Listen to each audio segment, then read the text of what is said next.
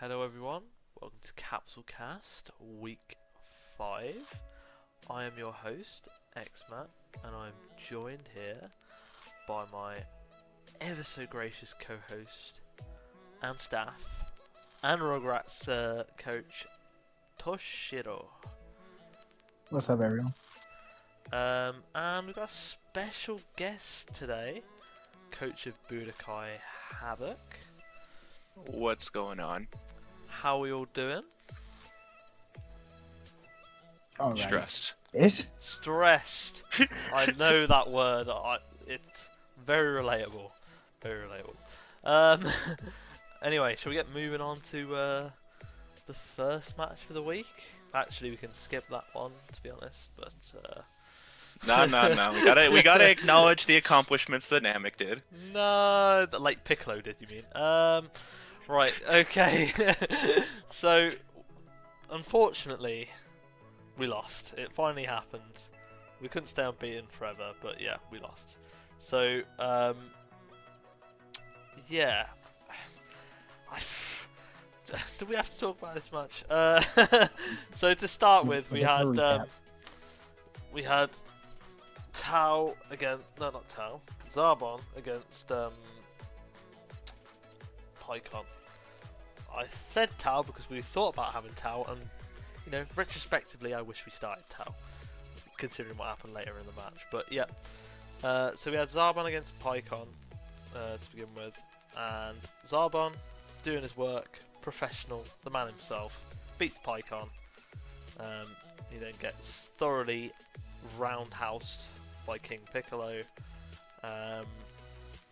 before 100% Frieza the Menace comes in. You know what he does? He destroys. So, yeah. Well, anyway, we end up at a situation where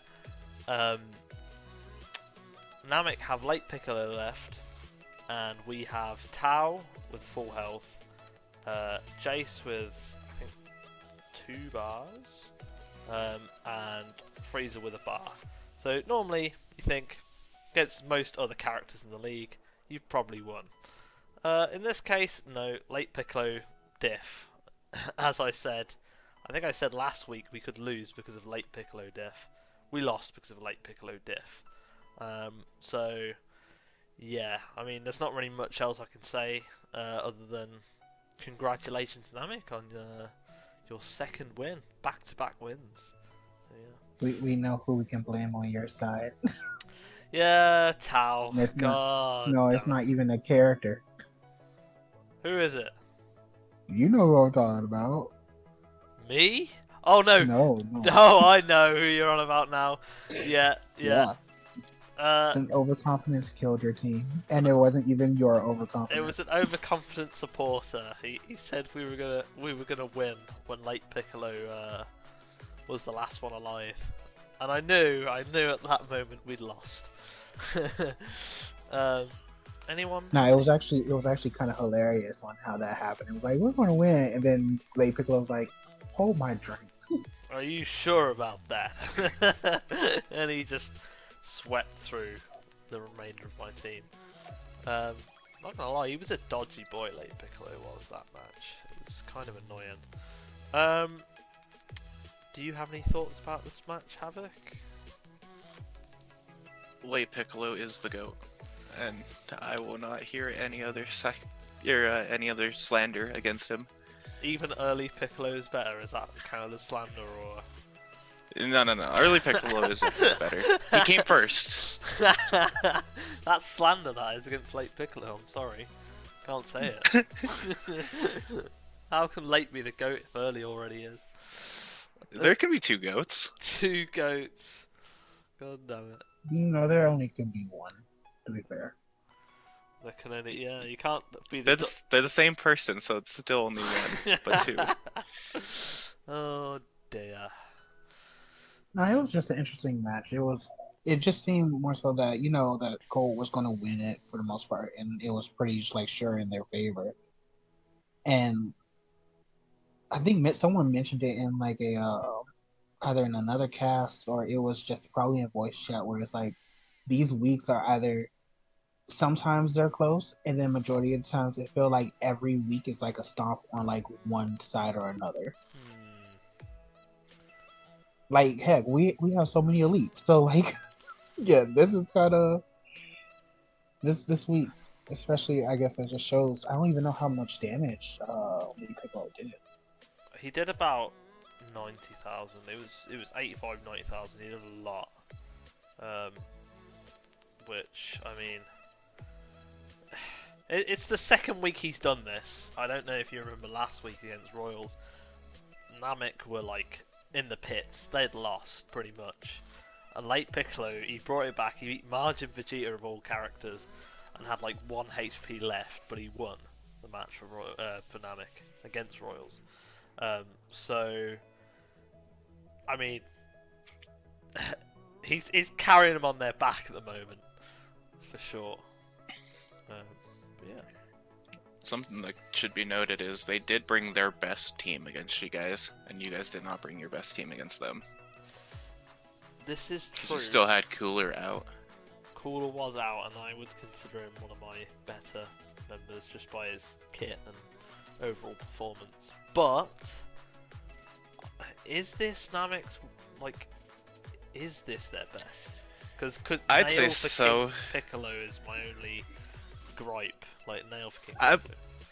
They haven't really been able to get Nail up to where a lot of people think he should be, considering how good his kit is. And then Tambourine, we haven't seen enough of Tambourine to say that he's better than King Piccolo. And King Piccolo used to be one of their strong characters before they got Nuova.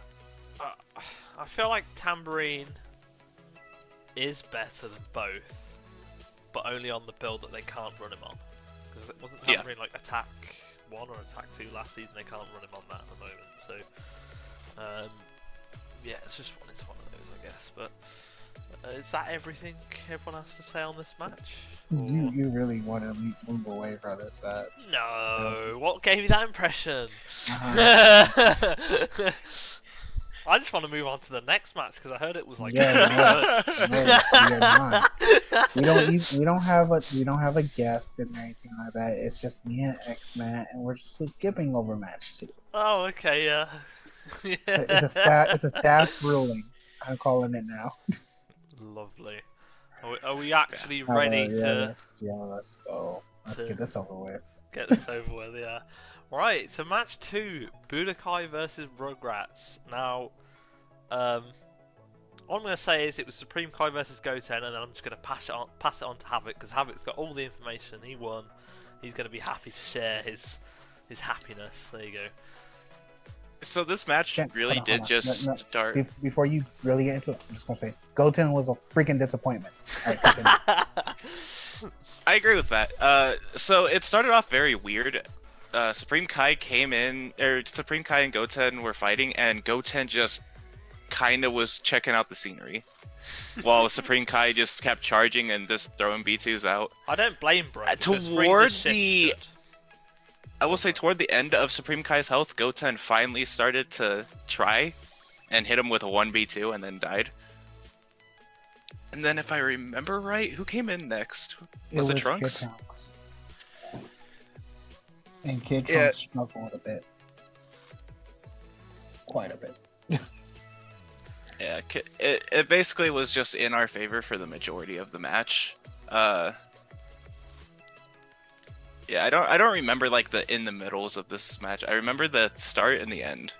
Early Goku, I remember being an absolute menace, where he just stood around and didn't take any damage. Like he was just living forever. Actually, I take that back. Kid Trunks was actually doing pretty well against Supreme Kai for a bit. I have the matchup now. But Supreme Kai decided to tag with 1 bar. And then that's when the early Goku and Kid Trunks fight started. And that's where the power of an annoyance of defense +3 EF and Goku comes in. Do you guys also run Dragon Spear on him, or is that just his natural, like...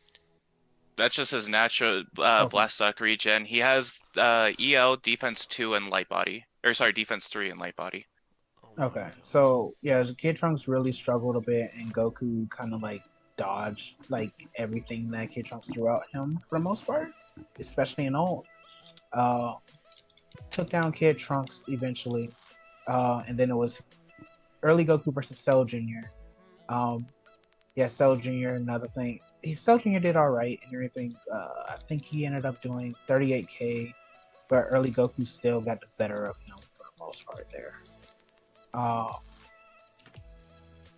no, he took out early Goku, and Goku came in, quickly finished off Cell Jr. with a dodging everything, and then a no name Super Kamehameha ult to finish him Yeah, I off. think you were the one to discover that that was a thing that can happen with Ultra Instinct Omen during testing when you were doing on Trunks. If they dodge a certain amount of times and then try to B2 while dodging, it will just do an instant ult, and it will be less damage, but it's almost undodgeable. Actually, funny enough, the first one that actually did that was Goten, I think last season or the season before, with his Yeah. bow. But yeah, and then it was GT Goku versus N Goku. GT Goku struggled for a bit. Actually, did a good number on Enku. Went Super Saiyan 4, finished Enku, and then it was Adult Gohan versus Super Saiyan 4 Goku. R.I.P. Adult Gohan stats.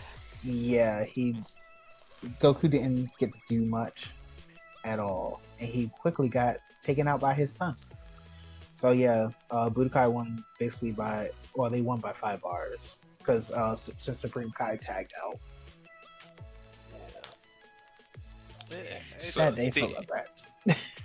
to go back to early Goku's defense 3 being annoying, our entire thought process behind making that build was we looked at Pilaf and what he could do with just whittling people down and not dying, and thought, why don't we put that on a good character that has a way to buff their stats to be defense 4?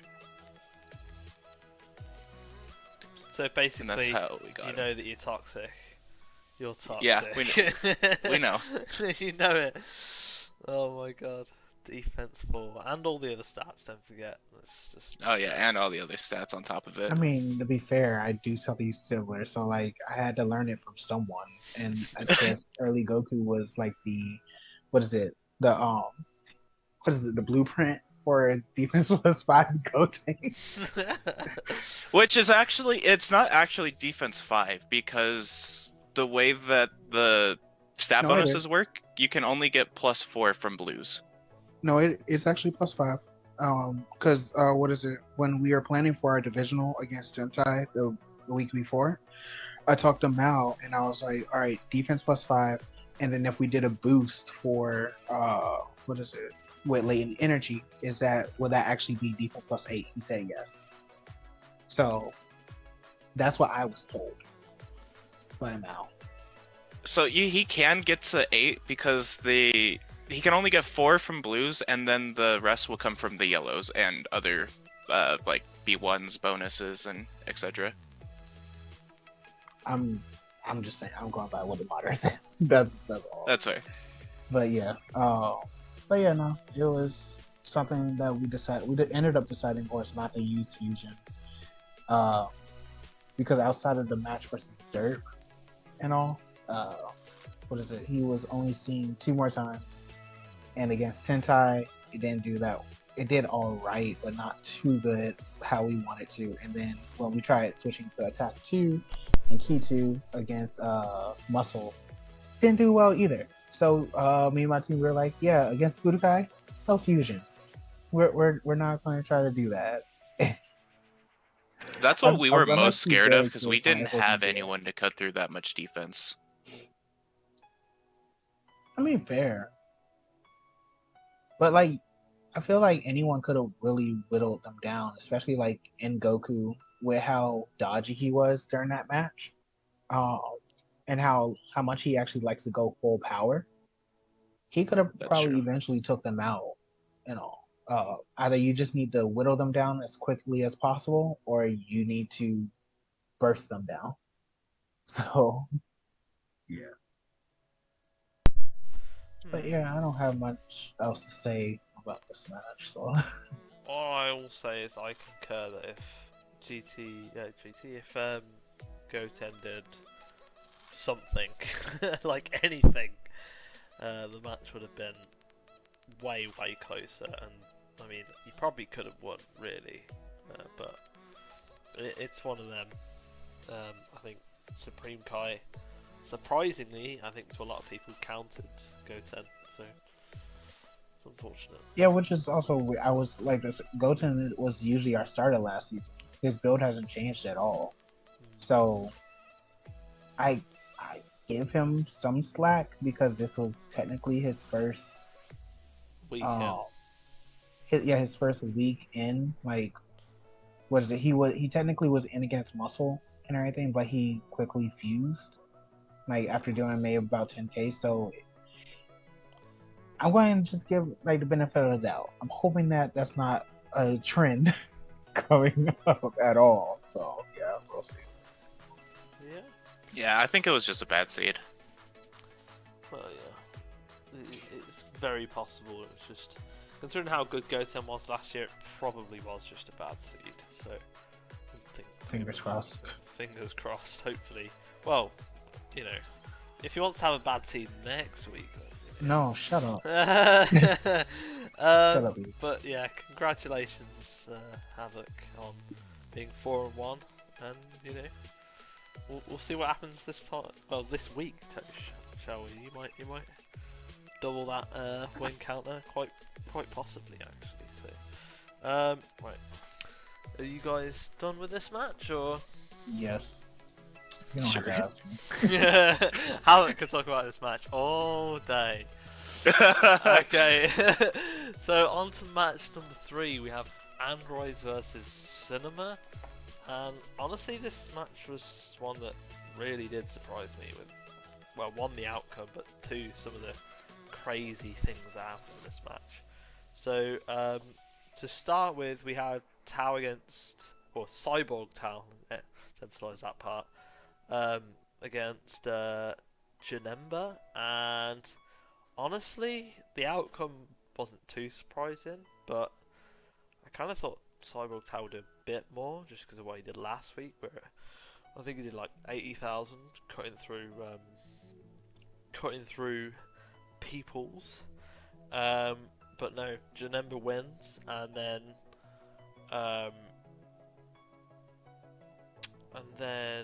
what happened? Oh, well, Janemba ends up dying, I think, to Cell. And then Raditz comes in, and Raditz, I can't believe I'm going to say this, destroys Cell. This was crazy what happened. He had ult +1 on his build, Raditz. He didn't use a single ult. He just spammed his top class warrior B2 and literally just shredded through Cell. It was crazy to see, and yeah, I mean, it ended up being, at the very end, it ended up being 8 Turles against Super 17.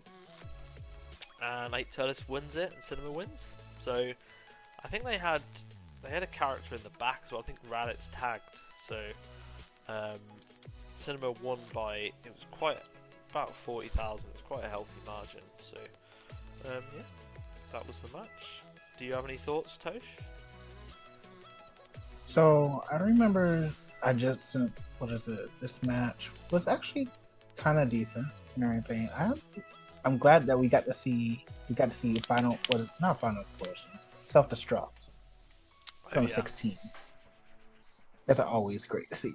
And I think he did it at a great time too, because he had like less than half a bar left, and he used it against Fasha. So that was like a net win for them. Overall, I don't know. I thought that no offense to Cinema, I thought that maybe that androids would have more of a not an easier time, but it will probably definitely be in their favor against Cinema. Androids is just a really strong team, and then who did they start off? It was Cyborg Tao, so they had 17 out. But regardless of that, 16 Cell and who was their last Super 17? They're still no slouches. So it just goes to show that Cinema really threw out, some of their best that they could with Fasha and Janemba, and who Raditz. I'm loving seeing. Whatever. Who I'm loving see what is it, rocking the demonic bargain and everything like that, saying like we're early Piccolo. So I know people have their doubts about it, and also it's great to see, the Patara being used and it's actually being effective. So There's only one case of it not being effective this season, right? 21. I think 21. so. We have 4 people using it. 21 Cell Junior, early pick, and Janemba, and 21 is the only one that's kind of really struggling with it, I believe, as of right now. And a bit of Cell Junior, I would say, but hey, I don't know. Maybe we'll see Androids really like start to pick it up, and Cinema, they're in a decent position right now in terms of our division, considering they are they're tied with everyone except for Rugrats. Like Rugrats is at the bottom, everyone else is at 2 and 3, I believe. So that's not a bad position in terms of trying to go for the buy.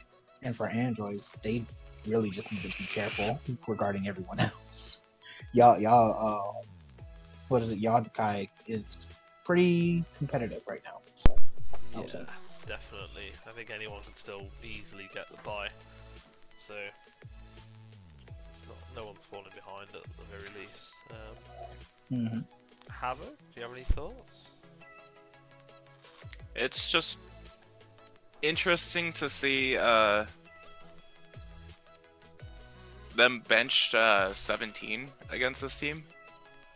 Because in years past, Cinema has been a strong team, and they only just got stronger at getting turtles as well. Yeah, it seems like a strange decision, but I don't know whether... You never know, Androids might have something where maybe 17 struggled against Cinema before, I don't know, or maybe they think... I don't know, maybe they just want to get one of their stronger benches out of the way early. I don't know. It's always hard to really say, but I mean, 17's strong, but he can be a bit like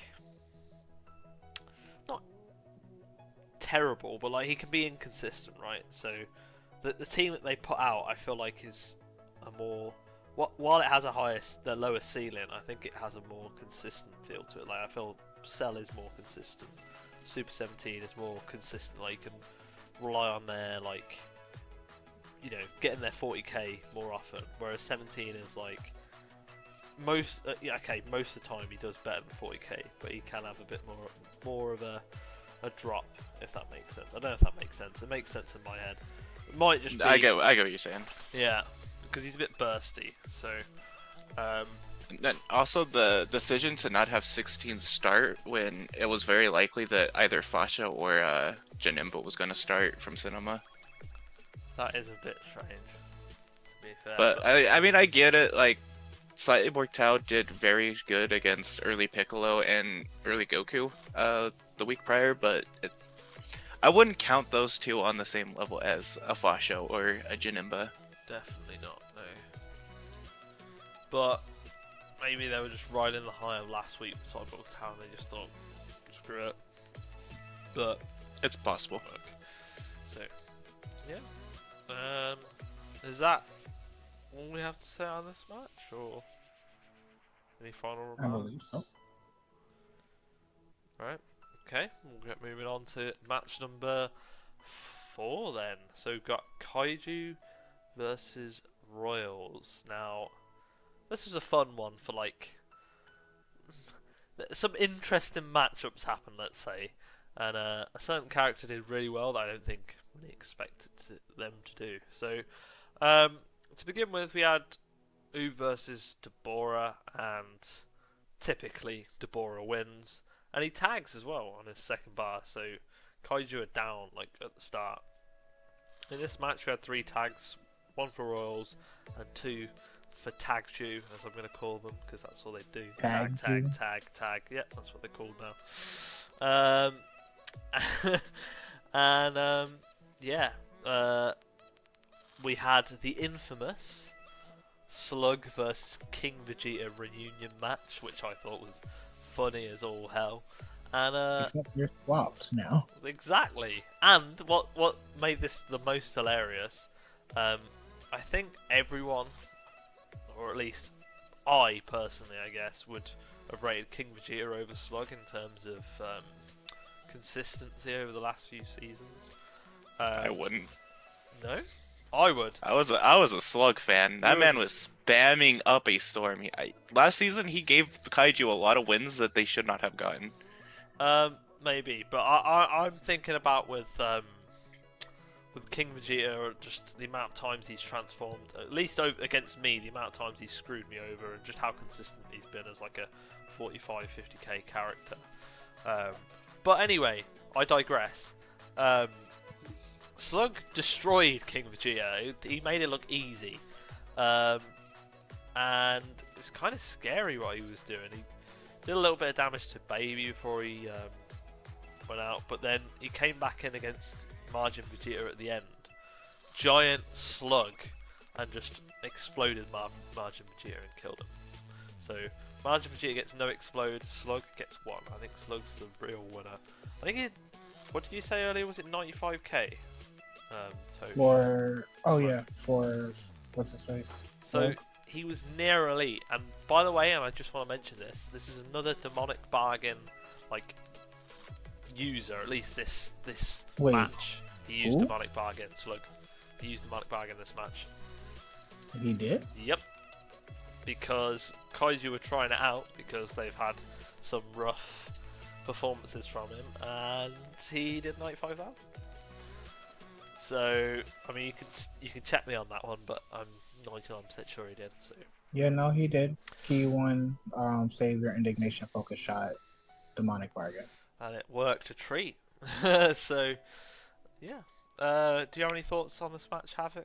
Or I think people are starting to realize how good of a Patara Demonic Bargain is. Like, sure, you are losing a health bar, but if they have the just generic all-around stats, they can, for the most part, take advantage of it. Getting the extra key, like an android does, but obviously not as fast. And then also, just being able to have EL on 2 characters is insane. it's a lot of healing. It is. And depending on how long they're in, they can almost completely make up for that lost health bar. And it just becomes, hey, I have a higher base key, and I can spam more. See, there's only one thing, and I have this with Eternal Life as well a little bit, but especially with Demonic Bargain. I feel like it's risky to use on a character that isn't starting, which Kaiju did here, to be fair, to good effect. Because if you hit a Savior user, you can be completely just annihilated. Yeah, so that's something that we noticed, or like when we were testing early Piccolo with Demonic Bargain, that's something we very hard noticed was the biggest thing that's going to ruin that build is a Savior user or a key spam build. Hence why Tao did extremely well against early Piccolo. But if you have them start, 9 times out of 10, you're not going to see a key plus starter. Yeah. And you will never... They'll at least get through someone before they hit a Savior. That's what I mean, yeah. I think that you maximise your potential value if they start. Because, okay, if you put them in the back half, they might go against someone that doesn't have Savior and they might get lucky. But, you know, if there's 2 Savior users on a team, the chances that you run in to the non-Savior user is quite low. Or even impossible with the boost store nowadays with is it closeout special? Yep. So you can literally have 3 Savior users and just you wouldn't have a chance to go against someone with Savior. Like, they can definitely not start, but it just depends on where their Saviors are. Are they benching us? Are they going to bench a Savior user this week? How often do their Savior users actually abuse their Savior? It also depends on the team. Like a team like mine, I can pretty much always run Savior, so it's like it depends who you're going against as well. Or Royals, they can always run it pretty much. But like in the case of when we fought Derp, we would only have to really be worried about 1 Savior with Hercule out, and they normally try to push Dodoria toward the start. So in that case, we just throw either early Piccolo at the start, let him eat the savior from Dodoria, or put him at the very end and hope he never sees Dodoria. Bro, forgetting about Bobbity. I mean, Second it's savior. Bobbity. Poor Bobbity. I'm not really too worried about He can Bobbity. grab people, bro. He can boost his damage. That's also another reason I'm not really too scared of Savior on Bobbity. Is just he needs to grab you before his ult starts scaling like crazy. It still does a fair bit, I think. Does it not? I think it's like 15k on Super 2, 16k, something like that. That's decent enough. Typical low end for Super 2, Hmm. but it scales so fast. Exactly. If he tags out and comes back in, he can do ridiculous damage. Not that we've actually seen that, because I don't think he's hit with an ult this season. I can remember. Maybe one. Yeah, you are right. 15 or basically 16k unboosted, but 17k, 17 and a half boosted. So with Yeah. Super Team, that's not bad though. It's not bad, but it's not It doesn't on become the high Ultimate end. +1 though. Ult +1. That's true. But like if you look at a typical like ult spammer like Freezes for example, they're getting almost 20k on a Super 2. Yeah. I mean, Mecha Freezer, I'm pretty sure, does 21,000 just on Super 2. And I believe Bobbity needs what, 2 grabs to get to there, something like that. Yeah, it can be a bit awkward. Yeah. And it's hard to hit grabs all the time, so. Tosh, what are your thoughts on this enthralling match? This is Kaiju's match, right? Yeah. Yes. It was alright. I liked it. I do find it hilarious. Like as y'all mentioned that, you know, it's a match between Slug and King Vegeta, who the only teams that did a trade for this season. And Slug, They're the only I team guess, that's got done a real trade upset. since Cold, if I remember right. Yep, Royals have done every trade, Yep. and we were involved in the last one before this, so yep. And I think Slug just got real upset. That Royals just gave him up for King Vegeta, and so he had to take that out. So he had to show them that he was the better choice, and everything that they made a mistake. Bro was trying to make out he was better than Margin Vegeta as well. Don't forget that part. The end. And I think Oob did well as well again in that match, which I'm happy about because if I recall, he was struggling for a bit. I think a lot of the reason for that is because Oob is, as far as this new league goes, he's not really as tested as he was back in the old league, where on Booze, he was one of the best characters they had. Yep. It's mainly just been Marju. Well, pretty much all we've seen. RW did test a little bit of Oob a couple of seasons ago, I think, but not really extensively. So, it's the first time we've seen him in this new I'm league. still on the side that Oob is better than Majub. I want Oob to be separated. I do too, because I want Oob. I wanted him because I thought he would be able to fit on my master list, but he's just too old to fit on my master list. So, but at this point, I do just want to see him being used because it's like certain forms that could be used as separate, they're not. So, Yeah. Don't that's a separate little the bit more freezer diversion. forms. Don't do it. Yeah, no, the freezer forms, no. Unless first form is the only one that we separate. And then just say that, from the Dragon Ball Super movie, he was young. And So yeah, you there can you go go. Rugrats. There we go. Oh, okay. There we go. How We got it. convenient. We found a loophole. Nah, that's it. But, I'll say no. props to Royals for finally breaking yeah. the Deborah curse. Oh my god, Oh, yeah.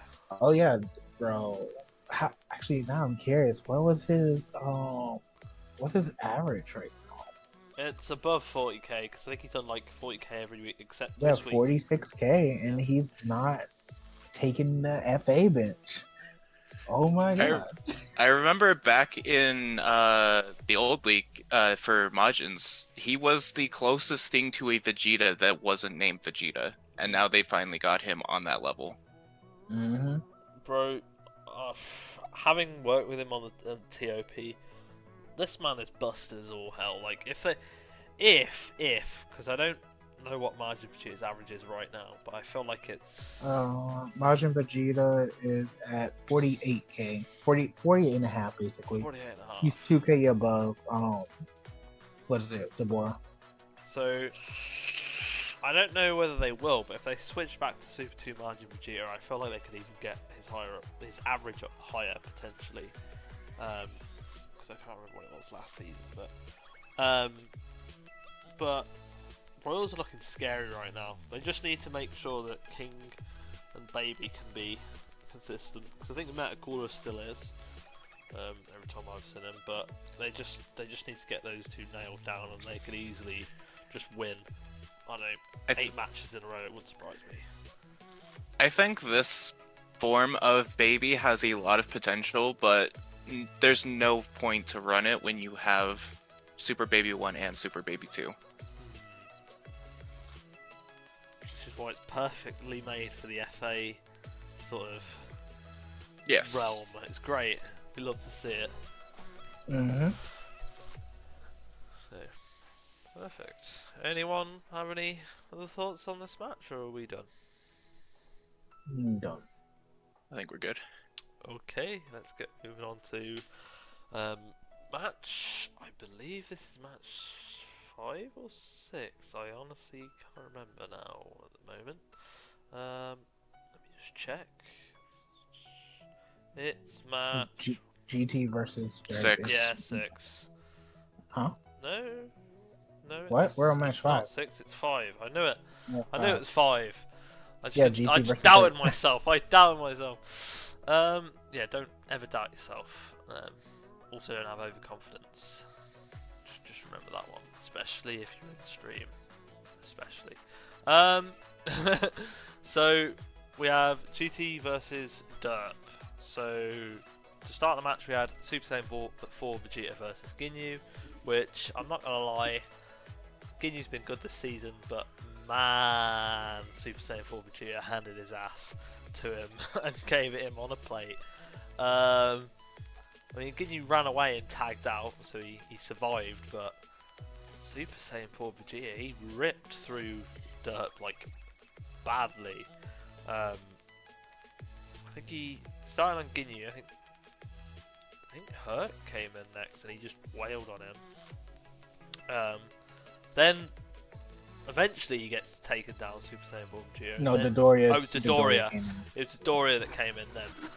And then I think he almost kills Dodoria. He leaves him with about a bar left, and then Baby comes in, kills Dodoria, kills Solza, does most of Herc, and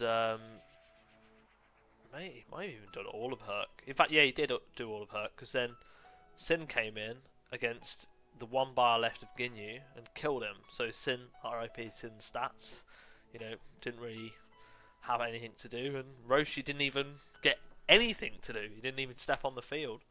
Really, it was the Vegeta show. It was. It very much was. So, I mean, congratulations to GT. It's very good. This was the other one that was a near elite performance. Who was it? It was 93. Vegeta got 93. Yeah, 93,000 for Super Saiyan 4 was that. Yeah, Super Saiyan 4 was at 83k. And then Baby was 93. Oh, that's crazy. That is a lot of damage. Just 2 characters, just 2 Vegetas. Let's just remember, just 2 Vegetas, because they're just such a very powerful character. All Vegetas are, really, to be fair. Imagine being able to have a Vegeta. Imagine. Also, I was wrong. It was Dodoria also tagged, so Sin killed Dodoria, not Ginyu. And yeah. Do you have any thoughts on this match, Tosh? Other than Vegetas are going to be Vegeta? Vegetas are crazy. I'm happy for GT. and everything, GT is like my second team that I would probably go to. Like if I wasn't on Rugrats. Who's So I'm first? always my team. Oh, okay. I thought you were saying like after someone else. Yeah, like if it wasn't my team, GT is probably the other team I would I'll probably go to. Good, so So- there's always space on cold if you want to join. You're like third in that list. Oh, Third. that's sweet. Because it's Blue Saga, and then then probably Cold. What? Not Budokai? No.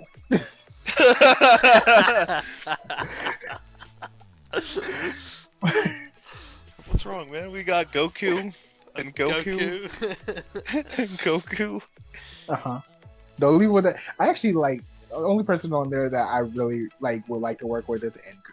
But back to this match, I do feel bad. I do feel kind of bad for Dirt or anything like that. Kind of don't. My hate for Hurt, but like I feel bad for Fiora and how this went. That it was a 2-man for it. But yeah, no, it's. I know that GT. I think last week or the week before at one point, I know they were trying some like new stuff here and there. It was like slight changes to like, you know, Super Saiyan 4 Vegeta. I think they tried him out with like Savior at one point and all. Baby Vegeta was still looking pretty good. So it's like great to see that, you know, the testing that they did and like the little information that they're getting, their team is actually doing really well and that they're changing it. Because for people that just now tuning in, maybe for like this season or whatever, GT had a trend of Luke going like 6 weeks in a row or something like that without winning a single match. And then all of a sudden in the back half, they will do really well. They'll do amazing. At least now, right now, they're kind of evening out what they're 3-2. So they already broke that curse. So, but that's all from me. Have it? I think a lot of where Derp is kind of struggling this season is Ginyu can't really be used to his full potential because he can't have KSA as a starter. And getting his stacks of self-harm really help in his ability to just sweep teams. I feel like if they could find a way to get Salza as a starter with how good he's been performing, Ginyu would benefit a lot from that. But they did do Souls as a star last week when they won, actually. I don't know if you remember, but like he tear through Buhan before I think someone else came in. I think it was Evil Boo or something, and kind of not handed him his ass because he still did well, but he wasn't doing as well. But Souls as a starter definitely could work, I think.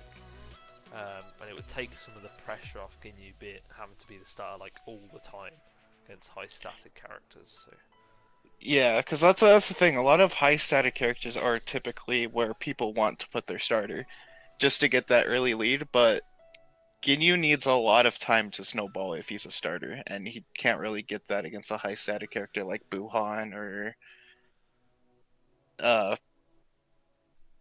whoever else. I can't think of starters off the top of my head. Goten, or oh yeah, Goten as well. Ultimate Gohan, or or 16. Like it basically he's just going against characters that are like very very good and kind of just don't give him chance to breathe really. So yeah, is that everything we had to say about this match, or any final remarks? Yeah. Battle up next time, Derp. I feel like y'all can definitely do well. Y'all testing showed it and everything, and if y'all just get hurt, like doing really well, then y'all got this. That's all I can really say, because they are they can be a scary team. Don't get me wrong, but it's just not working out right now. It's worth pointing out Herc's on a different AI this season than he was the last like 2 seasons. So if they put him back on like his AI from probably 2021 when they got 3rd place, I really think that they could easily like probably just be like a solid, good team. So I wouldn't be too disheartened, personally. Next season, Derp is going to be a scary team. They're going to be getting Supreme Kai back. We've been seeing how well he's doing. They're on track to have a lot of Zenny going into next season. So a top FA on top of that, they're going to be scary. Oh, 100%. I still think they could turn it around this season as well. So we'll see. But congratulations, GT, and we're ready to get moving on to match number 6. The actual match number 6 this time, not like cursed match number 6. No, this next match is match 1. It's actually match 2. Thank you. Right. So it's Sentai versus Boo Saga. That is match 6, and I'm gonna say what a match this was. This was an incredible match. Like the turnaround. We'll get to that in a minute, but I have not watched this match, so I will be hearing it for the first time from y'all. You're gonna enjoy it, Tosh, I think. So we had Evil Boo versus Saiyaman to start, and considering Saiyaman last season and from what I've seen this season, I thought it would be quite an even contest, but I was markedly wrong because Evil Boo kind of just tore through him. And then with 2 bars of health left. With 2 bars left, and then 21 came in, and he started beating down on 21. Before I think he tagged out into. She got him onto his last bar, but he's just stayed in long enough to heal just enough to be able to tag and get 2 bars back. Yep, and Kid Boo came in. I think it was. Yeah, it was Kid Boo, because Kid Boo killed. Yes, it was Kid Boo. Yeah, because Kid Boo killed her, and then Jiren came in and was like, hello, and just, did Jiren things, blew him up with his ult and that repeatable, bloody, trackable B2 that he has, the, I can't think what it's called, the ball, everyone knows what it is. Power Impact. Power Impact, that's what it's called. And killed Kid Boo, didn't really give him much chance to do anything. And then Margin Boo came in, and eventually, I can't remember I think he took down Jiren, and then, yeah, he did. He took down Jiren, Berta came in, finished Margin Boo off, did all of Vegito. I don't think Berta finished off Majin Buu, yeah. I couldn't remember if it was which way around it was, who killed who, but I know that Berta did kill Vegito because he went through all of Vegito, and then it was between him and Evil Boo, and he brought it close. He got it, I think, within a bar by the end, but Evil Boo was like... It was just too much health to cut through. Yeah, Berta brought it back. He tried, but it was just too much of a mountain to climb, but there you go. So, you have any thoughts on this match, Havok? I think if Sentai had if they had enough time to put a lot more tests into 21 before the season started, a lot of these matches could have gone very different.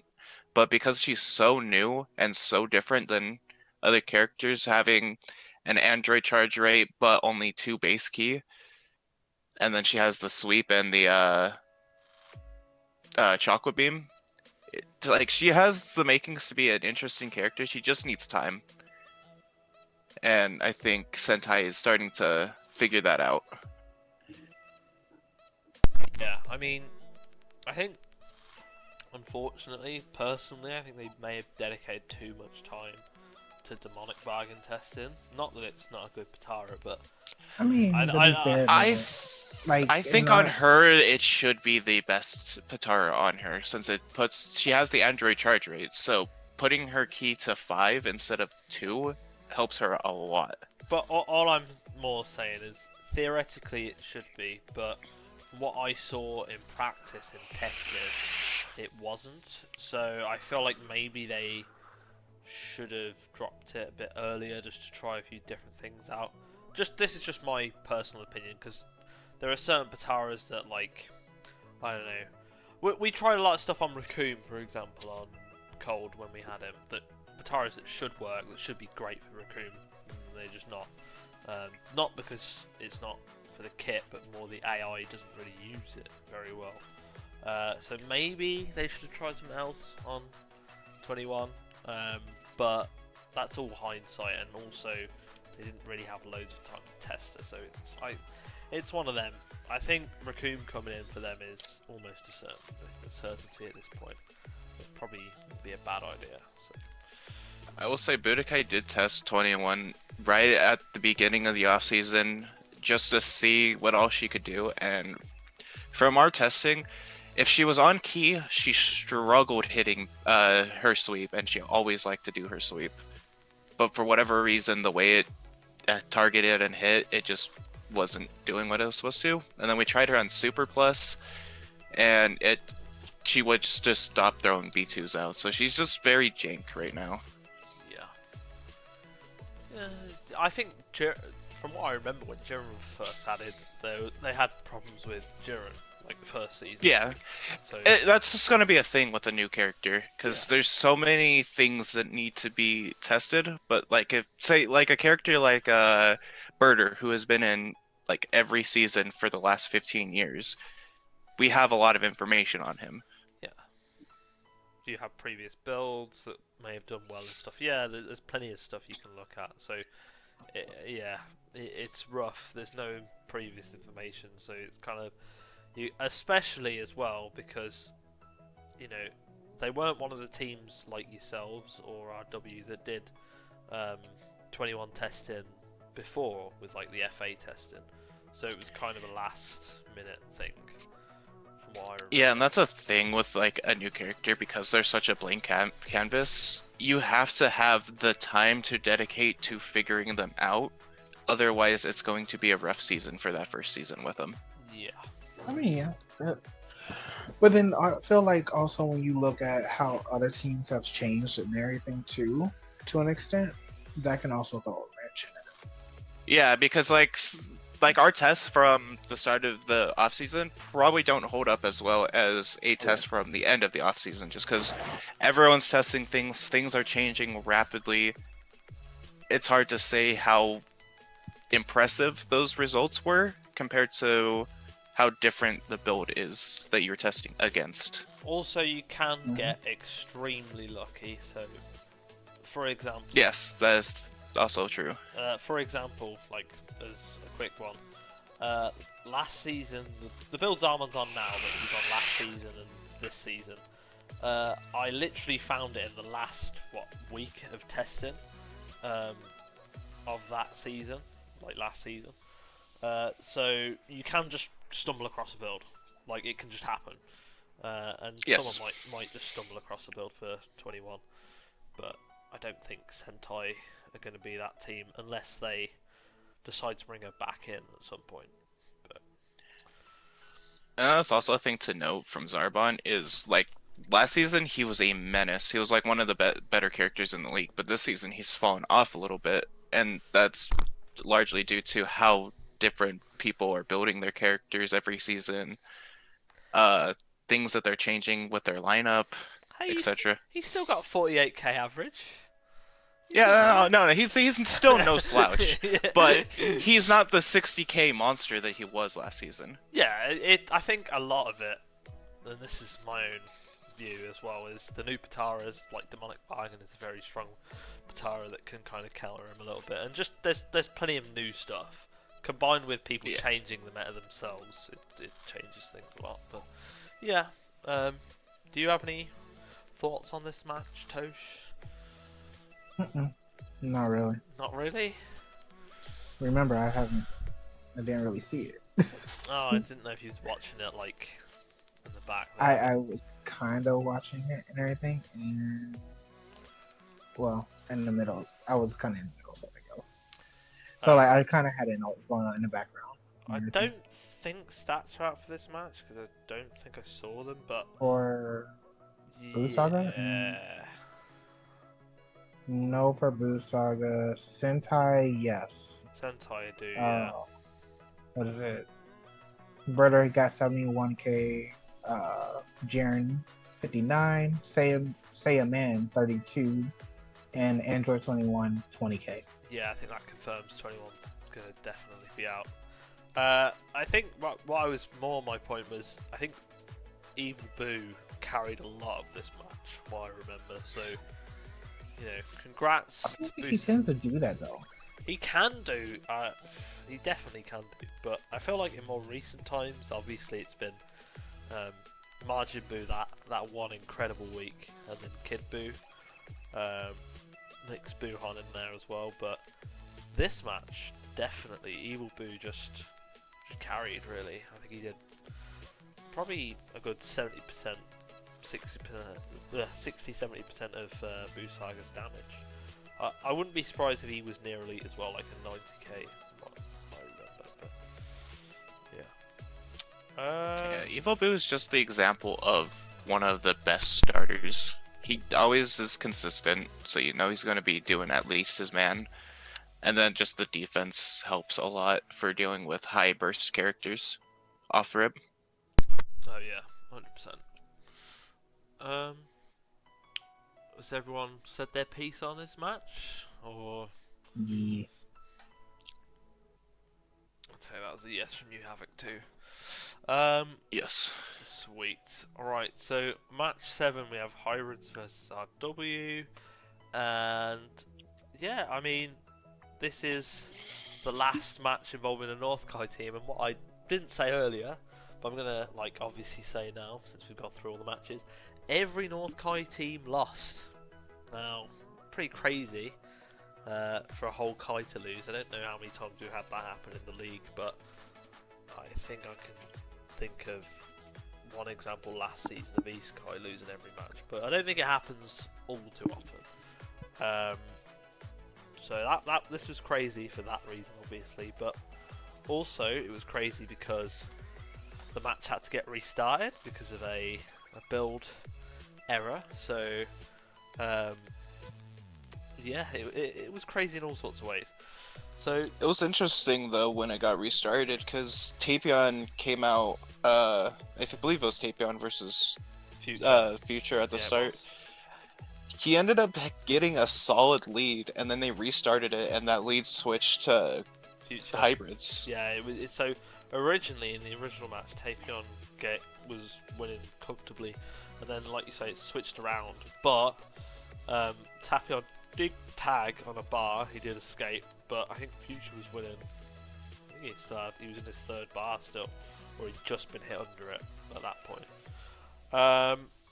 Yeah, there were 3 tags in this match. We had RW tagging twice, Hybrids tagging once, and I'm not gonna lie, this match it went by really quickly, and at the end it was super tight. So it ended up being Marjube against Teen Gohan after Teen just killed. I think he just killed Aita and Tapion. I'm not 100% sure. He just killed 2 people. I remember that. And Marjube came back in with a bar left, and he had Saviour this week because he had, I think, Closeout Special on his build, and he came back in. He used his ult, which did like 3,000, and I think a lot of people at that point thought, well, I thought at that point at the very least that Marjube was probably done because that ult was so terrible, and it gave Teen time to charge, which he didn't really use. But no, Marjube came out the winner by like 5,000 at the very end. It was tight as anything, and probably the closest match of the week. Although we've had a couple of close ones. So yeah, and that was the end of that. Do you have any thoughts on this match, Tosh? Or I get you said no one used boost. You said right? They used RW used Closeout Special on Marjube. They did. I'm fairly certain because at least he had Saviour, and I'm fairly certain it was Closeout Special. He just had Saviour. He just had Saviour. Yeah, I don't know why they keep running on him. It's been resulting in just a waste of Batara, just him doing 3k, 2k every time he uses it. But it's working. Can't discount that. Hey, if it gives you extra damage on your chocolate beam, you never know. That's the only thing I can think that they would use it for, but I don't know. Because I don't think anyone likes seeing that ult. Unless for comedic value, in which case, fair play RW. Fair play. I mean, we used to love to see it back when we were on the It depends on who EU was version of the fighting. game. Yeah. Well, no, Depends like on in the who. old league, it was a different ISO that it No, just I always remember. hit. Oh yeah, no, it had great tracking. Every single one would hit for the most part, unless you were next to a barrier. I will say something I noticed, a way that it's so rare for the AI to actually do this, but a way they can actually guarantee it to always hit for the full damage is if they do a like charge up attack and knock them upwards, it puts them directly where he shoots the blasts out, guaranteeing they all hit him. Mm-hmm. So if the AI is meta, that's what they'll Yeah, do. if the AI randomly does it, that becomes crazy. It still only hits for like what, 15k, 12k, something like that. But it can do ridiculous stuff. Only 12. Oh, yeah. Damn. Yeah, it's one of those. But you know, RW managed to pull the win with it. So who are we to talk? Who are we to talk? Like hybrids, at least like you're in a step in the right direction. Super Saiyan 2 Gohan showed up. He did. Now let's see. transform. Now let's see if we can. I probably have. I don't remember, but it's like more so. Let's see if we can get him to, maybe ult, stay alive longer. I don't know. I don't think he has, no. But I think he did. Did he do most of his damage in Super Saiyan 2? I can't remember. I feel like he did a crap load when he went to Super Saiyan 2. Also, we got to see how Rudigar, which is great. Oh yeah, he did a super explosive wave, didn't he? And melted. Kind of glad with how much the transformations that we put in and everything, they're actually doing it. Like Janemba going fat Janemba, especially in the versus androids and everything this week, we got to see it. And now Harudagarn, making more appearances. Was it this week that we saw Janemba do his grab loop in baby form? I don't think he did a loop, but I think he hit with one grab. It was last week, I think, where he did the loop. Yeah, because they discovered in testing that if he grabbed someone next to the wall, he would always throw them at the wall, allowing him to just keep grabbing over and over. And with master throw, that's amazing. I think it was. All I know is, I think it was last week. It was definitely against 18. That was who specifically it was against. He did it, and he did it like 5 times. It was crazy. Oh dear. Anyone else have any final remarks on this match, or are we good? We're good. Okay, well, moving on to the final match of the week: Muscle versus ED. Now, I got called out by the coach of ED for not giving them enough praise, and do you know what? Maybe I don't. To be fair, maybe I don't. No, they're Macho ED bad team. Yeah, bad team. They're terrible. Basically, Super Saiyan's bad team. Yeah, basically Super Saiyan. Ban them. But no, I mean, maybe I didn't, but I did just genuinely think that Muscle were going to win this match just because 13 and there's 13 reasons why, and that's it really. What are we on the freaking show now? 13 reasons why, bro. It's 13. So 13 wasn't that bad against me. He's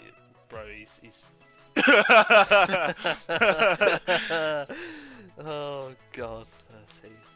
When's that man gonna live to his namesake and do 13k? Please do it.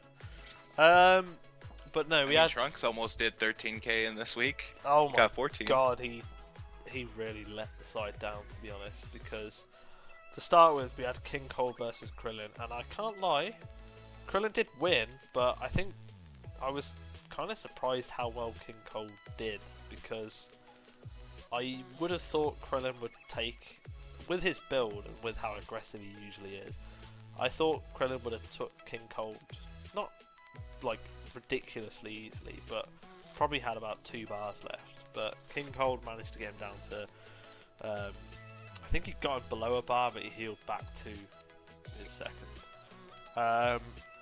And yeah, we had 2 tags in this match, 1 for each team, and we had the end of this match was crazy. So I'll start by saying 13 didn't do probably as much as what he normally does. He took a character, from what I remember, but he didn't go ridiculously He did crazy. quite a lot this week, didn't he? I think he took No, he took out 66k, character and a Yeah. half. maybe he took out Vegeta or mid Vegeta, the 1 bar on Krillin and half a bar to Midku before he died. But still, I know it's crazy to say, but for 13, like that's not a bad performance. Obviously, it's a good performance, but it's not his better performances, if that makes sense. 66k is really good, but 13, the amount of times you see him do like 80, 90k. He does 80k like weekly, so good for 13. But you know, we've seen him do even more multiple times. So anyway, yeah, 13. He does business, and then we're left with Midku and was it Midku and Vegeta? That was it. Yep. And I wouldn't say they played a tag game as such because there was only 2 of them left, but they did do a little bit of tagging to the point where Midku managed to do a fair bit of damage to Trunks before tagging out, transforming and tagging out as well, by the way, because he transformed before he tagged, bringing Vegeta back in, and then Trunks tagged, bringing Bojack in. Bojack, I was surprised by this, but he actually managed to beat Vegeta. He brought Gojak out for anyone that doesn't get that reference. He was on Gohan's in the old league and got called Gojak because he was beastly for that season. And yeah, he brought Gojak back and he was just destroying Vegeta. And then Midku came back in, killed Bojack, killed what was left on Buff Trunks, who, again, how much did we say he did? 16k, was it? Or 14k? He didn't do much, like he did nothing, Buff Trunks, this match. So, yeah, it was kind of rough for Muscle on that respect, because they've now got 2 characters in that boat with Muscle Trunks and Broly, who are kind of underperforming. Well, not kind of, just underperforming. So, yeah, that's how the match ended. Do you have any thoughts, Havok? It's scary seeing ED with End Vegeta and Mid Vegeta and Mid Goku. And then Krillin. with Krillin as good as he's been, they are just Super Saiyans plus Krillin at this point. And it's scary. I find it ridiculous that Krillin is actually one of their better members, even though look at the rest of their lineup. It's I mean, it's just the same concept that was going for Kid Goku, and why Kid Goku was considered really good. But I don't know. It's interesting to say the least. I wouldn't say Mid Vegeta wasn't like he's good, but I don't think he doesn't seem as big of a threat as he used to be. If anything, and Vegeta, I feel like Vegeta's still good. Don't get me wrong. I but still think like Vegeta base form is the worst form. RW. Huh? I still think Vegeta's base form is his worst form. Him and Super Saiyan just gets so much gas. His B2s, in my opinion, are a lot better. His melee is better. Just a lot going for, and he's closer to Super Saiyan 2. I will say I'm real glad to see Midku in base form. It's always great to see like the change and everything here and there. I'm just waiting for the moment where you see "Give me your energy," and then Spirit Bomb right. I really want to see him stack that up one a week. This Midku isn't as scary until he tags after transforming. If he transforms and tags, he is terrifying. because that's the he's running a lot of the band stuff that Super Saiyan 1 Mid Goku has. Yeah. I think KSA. he tags a lot though, so I think that and transforms is what I mean. Sorry, he transforms and tags a lot from what I've seen. So I think he just generally is going to be very scary for a lot of teams. Obviously, he doesn't have the Super Saiyan starting potential where, like, you know, before he got banned off the stuff, he could start in Super Saiyan and do it. But it's Yeah. still scary, like really scary. And to be honest, I think what's crazy as well is, this comparison might make sense to you guys, but it kind of feels like the same with Final Form to 100% Freezer in the sense that, like, you can just run the same build. Like, the transforming, like, accommodates for the build, if that makes sense. So, like, you run the build in base, then you transform, it accommodates for Super Saiyan anyway. So I was gonna say it's a lot more comparable to Teen Gohan in a way. Teen, yeah, very good comparison actually. Except the difference is Mid Goku can start but nerfed in Super Saiyan. Yeah. Whereas Teen, obviously, staff will never allow him to start Super Saiyan 2. Nope. Never. Nada. Too powerful. But yeah. I say nothing. What do you say? Nothing. You say everything. Speaking of saying stuff, do you have any thoughts on this match, Tosh? Or I said what I said. It was a pretty good. Like I said, I like the match and everything. I did get to kind of see it, but I honestly just feel like it was mainly Krillin and Midku here. Like Vegeta did his part and everything, but I just maybe it is what Havok said, whereas maybe it's like, yeah, base is always going to be like, the worst form and everything like that, but his kit doesn't really change too much throughout his forms.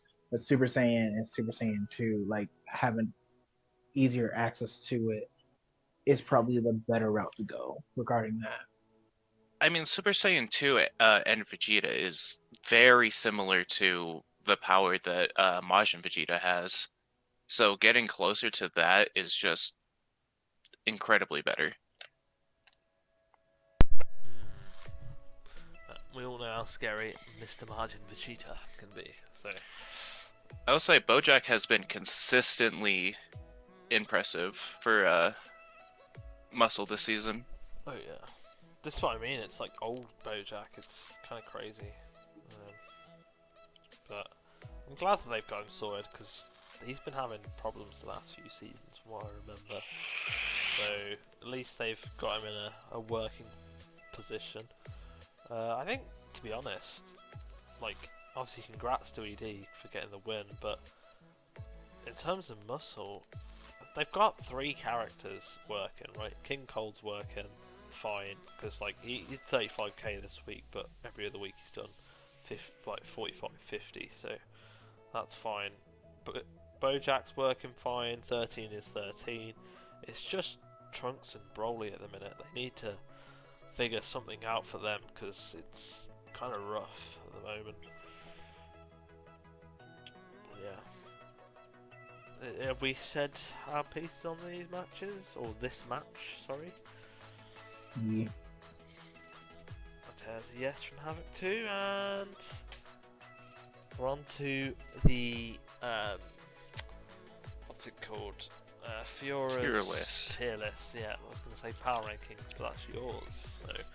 So, any thoughts? Any interesting things that you guys see here? Maybe. There's a lot of people with high stats this week. Yeah. And you got situations where you have like 2 from the same match. So like you have Baby and Vegeta Freezer and Late up Piccolo. there. Yeah, Frieza and Late Piccolo. And then Maju came out this week. He really impressed. He did. And then you look at the bottom, and for Cell and Tao, Two characters that have been seen as very strong, just not being able to show their stuff. Got owned. And Herc as well. Don't forget Herc down there. He's been and Goten. Like, there's a lot of characters down there. I would say Trunks, but it's an untested form, really. So I feel like it's a bit. But Trunks, Herc, Cell, and Tao all just doing awful this week. You got my boy Adult Gohan in cleanup duty, ruining his stats. Crazy. I mean, I guess that's the only thing that I can be happy Yay! Well, I guess I can be happy that Super Saiyan 4 came out. At least he did something to Enku. He didn't immediately die like how it used to be traditional Rugrats, like in the old league. He transforms and dies immediately. But that was all higher forms, especially like with Super Saiyan 3 Goku as well. Madness. So, yeah, he did something at least. It's interesting to see how often Supreme Kai is he's like rarely in the middle, he's either at the top or at the bottom. Or toward the top, I should say. Consistently inconsistent. That's the way we like it, baby. We love to see it. To be fair, every time he has been toward the bottom, he has gone against insane characters. Like, he's fought Cell, 13. Bro, Cell's down the bottom. What are you on about? Insanely bad. He had a bad week. Bad weeks happen. Yeah, that's true. Very true. I'm wondering if Pycon is right there in the middle, and I'm wondering Pycon is one of those characters that was what 25th inning. Yeah, he's one of the top three. Him, Vegito, and Adult. So it's just I wonder what's up in terms of how Namek. It's either the way Namek builds and everything like that. Maybe he's not able to get his full potential, or they're just trying something new, or I don't even. He was going against Zarbon this week, so you gotta cut him some slack. The elegant man himself. Let's act as if Zarbon is like this god. Okay. Even then, this is a bad season for Pycon, sure, but he's still performing right in the middle. He's doing the damage he needs to be doing. Yeah, he's not. Oh yeah, no, I'm not saying that it's bad. It's just you kind of expect more for 25 from characters like that. Wait, where's Vegito in this? Right below him. Oh, Tier right below him. After last season of us playing around with Vegito, I think Vegito and Tapion for their Zenny count should be switched. Just because base Vegito has a lot of conflicting base stats. He has good B2 damage, but his charge rate is so terrible. And his melee isn't really that great when compared to other characters' melee, especially the way his combo routes are. They don't really lead to a lot of resets. Maybe. He's one of those characters I personally just don't feel like he deserves to be the top 3. I think if we're on about FAs, my personal if I have the Zenny, the best FA that I would go for is always every time Adult Gohan. I don't Tapion, Buddy, Vegito, anyone else. No. I think Adult Gohan is definitely the best value for money FA in terms of the top ones at the very least. Oh yeah, for sure. Every team that he has been on has performed very well. Yeah. Throughout the season. So definitely that one there. That's definitely. I think once you get outside of the top 4, Pycon, Vegito, Tapion, and Adult Gohan, it starts becoming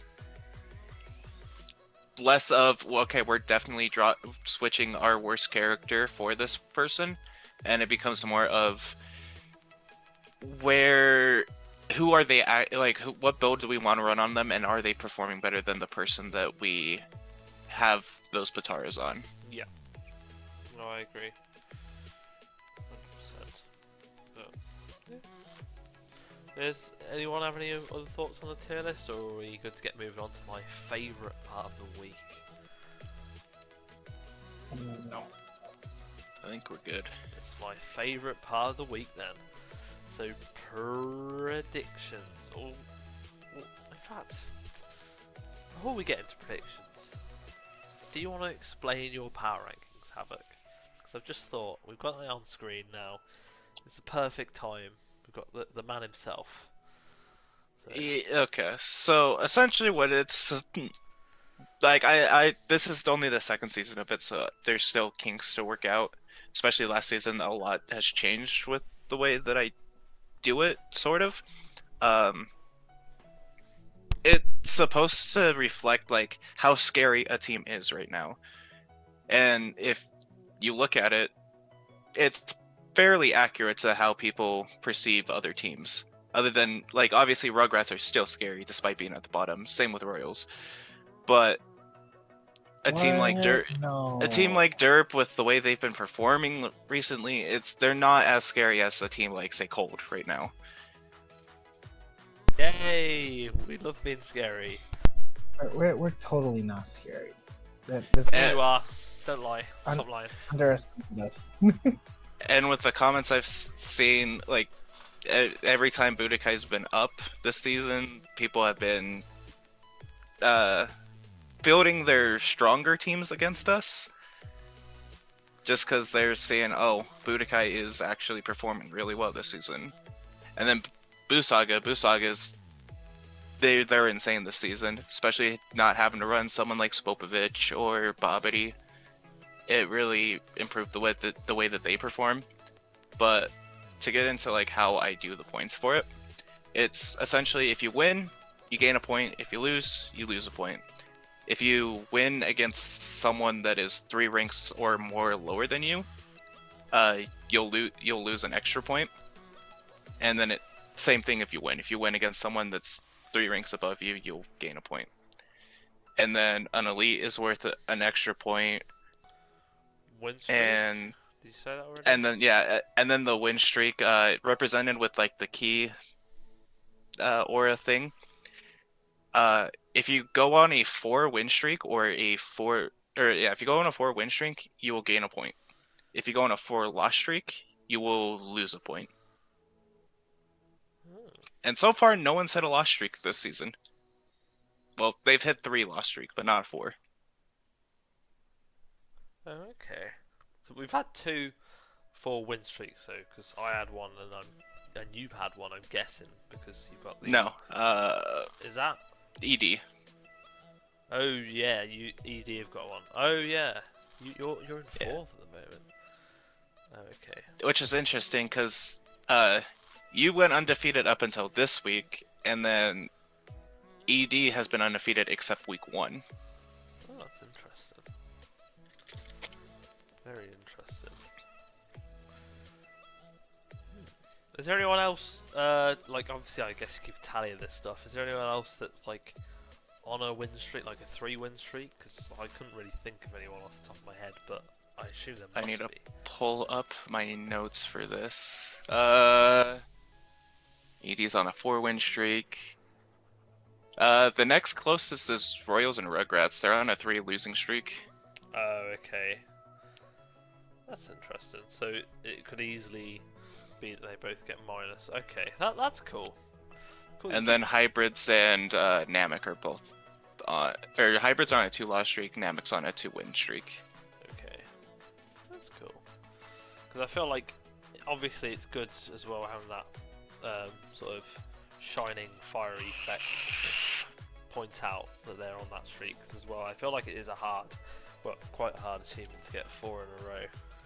So, at least That's a quarter. That's over a quarter of the season since it's only 15 weeks. Yeah, so it's pretty cool. And that's also a thing. I wanted to keep it because divs, their divisionals, aren't really too important when it comes to just making it to the playoffs anymore. I wanted to keep that point value of up to 3 maximum points for the season. Yeah. So 4 wins in a row kind of rounds that out nicely because it's a quarter of the season. So Yeah. that's cool. Well, I'm glad that we got you on to explain the power ranking, so people can kind of like follow what all the points are for and whatever, so people know what it is. So that's pretty cool. With that all wrapped up, we're ready to go on to predictions. Yeah. Sweet. So match number 1, we have Muscle versus Androids. So, I who Tosh, could you pull up the bench schedule? I have it up. Yay! So androids, they bench Android 17, so he comes back in, and Muscle bench Broly, so Broly's coming back in. I'm gonna go with Androids on that. For both of them, every other characters have one bench each, so it's a toss up on who they will bench. I can literally bench anyone. I'm gonna bench. I'm gonna bench. Apparently, I'm gonna go with Androids. I think the fact that Broly is coming in, they might bench Trunks because he's being a weak link, but then they've got Broly as another weak link who's coming in. 17 is like, as we said earlier, even though he has some of his peaks and his troughs, I feel like for the most part he is good. He's mostly on the peak, so I think Androids are gonna win. Just because, yeah, Broly coming back in is gonna be rough. Havok. I'm going to give this to Muscle. For one, androids lose their home field advantage, so they'll probably try to get a bench on and passive key chargers, so probably either Super 17 or 16 going to be out this week. And then with 13 and Bojack being as good as they are, I see Muscle probably benching Adult Trunks this week, and then starting the match off with Broly. Gonna take the L or probably actually King Cold now that I think about it, because they've been running him as a start, and he has a very good chance at beating 16 as a starter. Oh, that's a controversial opinion there. I can tell you now, if King Cold goes against 16, King Cold will lose. I mean, look at how well King Cold did against Buhan, and that's Buhan. This is true, but all I'm gonna say is every time, and it's happened like 3 seasons in a row that we've had King Cold against 16. It literally ended up with King Cold doing like 15,000 each time. So maybe something's changed, but I really that one. Yeah, but that's because Cold sucks. This is Muscle we're talking about. Screw you. I'm gonna maintain. How many rings does Muscle have right now? This isn't postseason yet, bro. Okay, they can't have 5 people in at the same time, so they can't have 13 in all the time. God damn it. Oh dear. Yeah. I would probably have to give it to Android. Looking at their stats and everything, with both Trunks at what 26k average and Broly at a 22k average, then you look at androids and you have 17 at a 48k average. Already has an elite under his belt. Like, I can see him handling that. Yeah. So, yeah, and the rest of their team is no slouch. Like, so even though they lost last week, he's at a 61k average. So, like, androids just can really probably out damage. What is it, Muscle on here, especially with how they've been performing. And Muscle still has to try to figure out what's going on with Broly. Why isn't he performing that well? And still have essentially like a new character, which is Imperfect Super Saiyan 2 Trunks. Yep. So, yeah. Yeah, it's kind of rough, but we'll see. Maybe they'll haven't they got is it Grandpa Gohan as FA? Is it them that has For Muscle? Yeah. Yes, Grandpa Gohan is their free agent now. So he might come in. Maybe, because Grandpa Gohan was pretty cracked for GT last season. So maybe one of Broly or Trunks goes bye-bye and Grandpa comes in. You never know. That could be interesting, but yeah, I'm going to stick with androids. So that's 2-1 androids, although I think it probably will be close depending on who Muscle bench. If Trunks and Broly are in, then I don't know, but Moving on to. Don't worry, Ryan. I got your back. I'll silence the haters. Silence the haters. I hope you've got Doors back in this next match anyway. So, we've got Budokai versus Boo Saga. Now, I know you said I earlier. did get builds put in. Oh, you did. We figured out what we wanted to do. Come to a Yes. consensus. Early Piccolo has to be in. So He early. was bench last, and He has no more benches. He's yeah, and in the Buhan rest of the is season. in. Buhan is in next week. This week against Budokai, but of course they all have one bench, so we have no idea who they're going to bench next. So, something to note from this match. I don't think Budokai has ever beat. We did way back in like 2020, but since then I don't think we've ever beat Boo Saga in main season or in playoffs actually. So we decided during the off season to test heavily against Boos. So we have a lot of matchup knowledge when it comes to our characters versus their characters. So we decided to have early Goku start with his normal build, because whenever it was Evil Boo versus early Goku, it was a coin toss on who won. It just came down to who B2'd more, and that's always just random. And then if it's Buhan that they pick as their starter, early Goku's also had a very good track record against Buhan in testing. Coming in next, we have early Piccolo, normal demonic bargain build. Just there to finish off whatever early Goku can't, or try to aggress the lead even further. After that is End Goku. End Goku has shown to be one of the better matchups against Kid Buu. In testing, that is. And then we also have Adult Gohan coming in at the very end, but we're boosting B1 bargain on him. Oh, wow. So for those who don't know, B1 bargain, if I recall, is your B1 B1 bargain is what is it? Spiritual control. It's spiritual control, Dragon Spirit, and KSA. Yeah, the B1 KSA effect. Yeah. Yeah. So yeah, you don't get the other benefits for tagging out outside of that.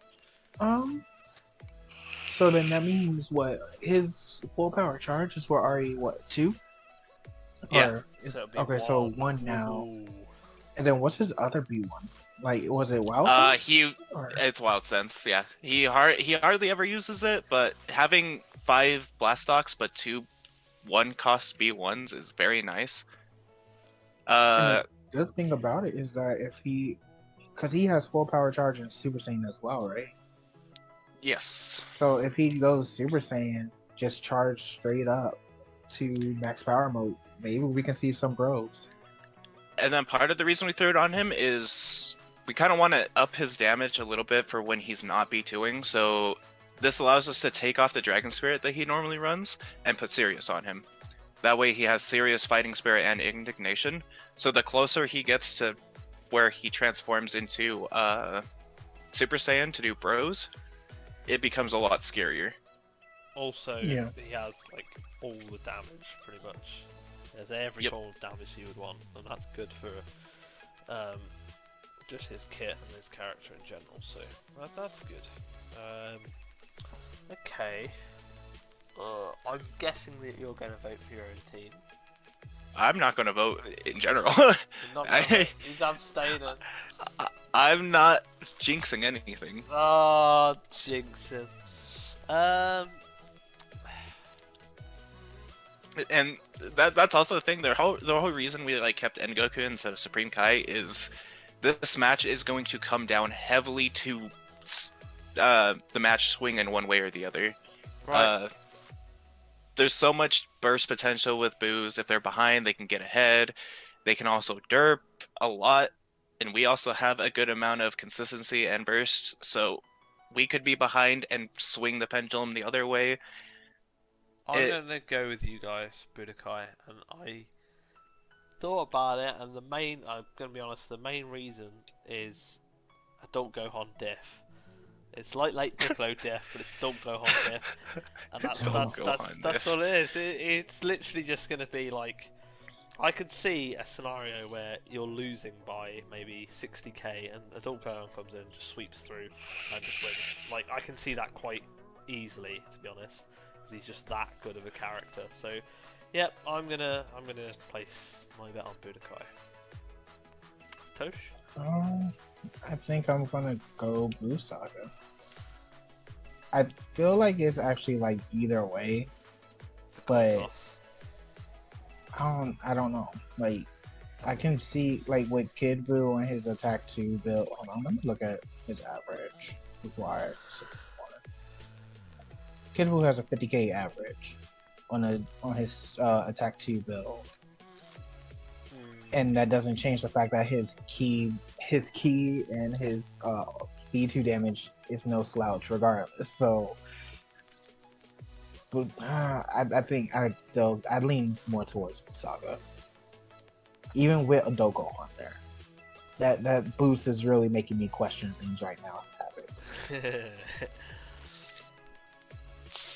Something else to mention. The thing that we were hard, like, just not sure what we wanted to do when it came to that boost is, like, we could put on Adult Gohan and increase him even further, or we could help someone like early Piccolo shine a little bit more. And one of the things we were discussing was, do we put Closeout Specialist on him or B2 Bonanza? Because B2 Bonanza, it's only there to give him, what does that fucking Patara give? It's basically like ultra latent power 1. Like, he gets 1 extra key bar, so he will naturally charge up to what, 3? Because he's 2 right now, right? He has demonic. It doesn't matter. He has 5. That boost wouldn't I thought do you were. anything. I was still thinking Adult Gohan when you talked about B2 Bonanza. Sorry. What is the other thing that it gives? It doesn't make your B2 B2 cost half. It's Yeah. Oh yeah, it's Halo. Halo effect. Halo. Yeah. So we were debating between, does he get the Halo effect or does he come in with Savior and Power of Rage? And the Halo effect is nice, but if he's constantly doing his Rush B2, the clashes might end up being more of a downside than a plus. But on the other end, him getting Savior and a Clash boost, he could waste his Savior, and then it not be a factor at all, and then hit Clash maybe once or twice, and then the Clash boost wouldn't be as good. Yeah. But in the end, we chose to give the boost to Adult Gohan. It was more of a guarantee that he was going to use it over early Piccolo. And use it well. Yeah. Because it's all well and good, you know, B2 Bonanza and spamming, like you say, the Rush B2, because he's technically using it, but not necessarily to good effect. But yeah. Okay, so I mean, I'm keeping my thing as it is, so that's 1-1, if I'm not mistaken. Yep. So 1-1-1. You're abstaining, yeah, 1-1-1. Great, perfect. Right. So on to match number 3. We have Rugrats versus Cold. Now, you know, normally I like to give little secrets away, but it's not really possible. Yeah. This is the match where no one talks because neither of us wants to give up what we're talking about. Okay, I brought Goldo in. He's coming in. So. Who did you guys bench last week? Aurelie and... we benched Cooler. I personally think that the advantage goes to Rugrats here. Just having Aurelian changes how a match can go by herself, and then obviously Goten straight up just he derped. There's not much else that can be said. That was not Goten. He got possessed by the ghost of Goldo. That's what happened. And then Trunks doing super well throughout the season. They also have GT Goku, who's been not as strong as he was in the off season, or not off season, in the testing. But I've seen enough of what he can do, and it's definitely better than what Cold's weakest link can do, from what I've seen. Who's my weakest link? Probably either Zarbon or the other dude. The other dude. Or it's Tao. Are you talking about Mecha or Tao? Tao, yeah, Tao. It's That Tao. was for my brain couldn't think. Okay, I'm gonna question that based on this season so far, because Tao, okay, he did terrible last week, but before that he had a 40k average. I don't know what GT Goku's average is, but I am fairly GT Goku's certain. average is abysmal. That's what I thought. That's what I thought. Right now, it's 29k. I was trying to be polite about it, but I couldn't remember. I know how crazy Tosh can change just a small thing and have it be the fucking rock that breaks the camel's back and just completely destroys the other team. When have I done? I'd take the compliment. I appreciate it. You did it against us 2 seasons ago when you destroyed us. You changed one thing on, I believe it was either Cyberman or So Jr., and you just rolled through us. I take the compliment. I appreciate it. Right. Anyway, I don't. All I'm gonna say is Sarwan is definitely not my weak link. Jace and Tao, 100%. I wouldn't call Jace your weakest link from what I've seen. That man can be Jiren level of destructive. Oh no, he can. But I'm just saying, in terms of consistency, he's not as consistent as Zarbon. All I would really say is that this match should be interesting, considering that me and xmat, we literally traded so many tests against each other. And you won most of them, I can't lie, from what I remember. So I am like very skeptical of us winning, but I'm still gonna go with us winning because. Oh yeah, this match and last match is just a lot of. There are two teams that there are two matches where the teams just heavily tested each other. Well, I'm obviously gonna go with my team because I'm biased, but even I am skeptical because I do think you've got a Rayleigh, you've got Goten, Trunks, they're all like really strong, but as like the counterpoint to what you were saying, Havok, I feel like my weaker links are currently stronger than. I don't know if Tosh would agree with me on this, than your weaker links. So like, I feel like even though, so Tao obviously had this week that was bad against late Piccolo, but before that he was doing. Yeah, you're not wrong. And then. Go ahead. I was going to say Jace. Even though he's had 2 weeks where he's done under 40k, he's been going against Baby, and who else did he go against?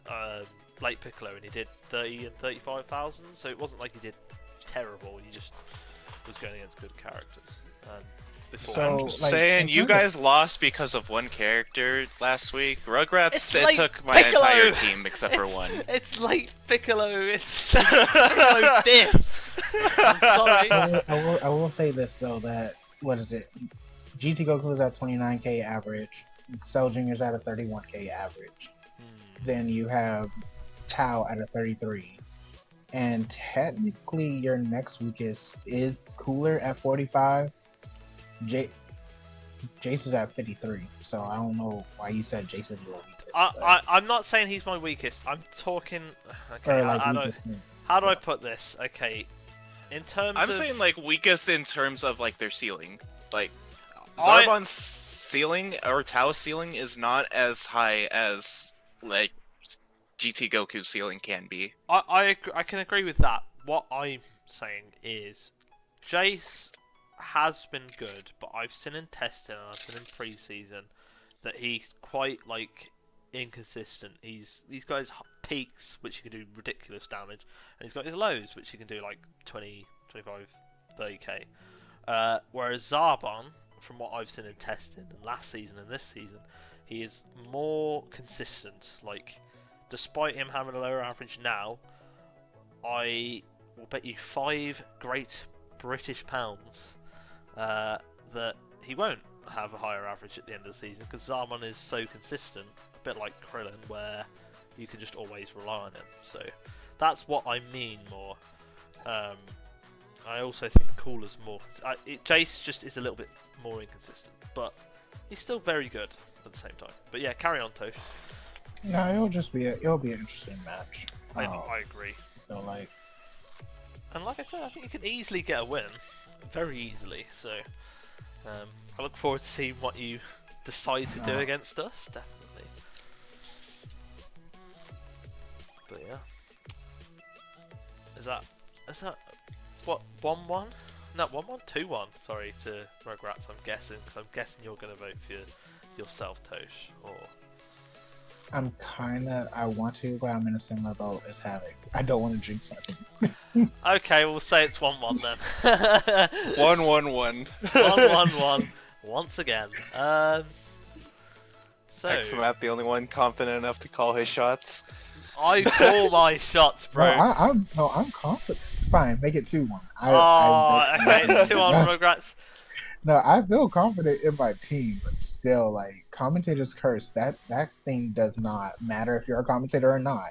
You can be a spectator, just watching it, and it goes all I'm against saying me. is, as long as you don't say you're going to triumphantly Not everyone's smash... Babe Ruth. We can't all call our shots correctly. As long as you don't say you're going to triumphantly smash the other team, then I'm confident that, you won't get jinxed, or I won't get jinxed in this case, so hopefully anyway. So that's 2-1 to Rugrats. Okay, match number 4. We have ED versus Sentai. Sentai is bringing back in Say a Woman, and ED is bringing back in. Sorry. Oh, I was about to say Yajiro. No. But it could be Yajirobe because. I mean, it could be. I give this one to ED, hands down. Not even a question in my mind.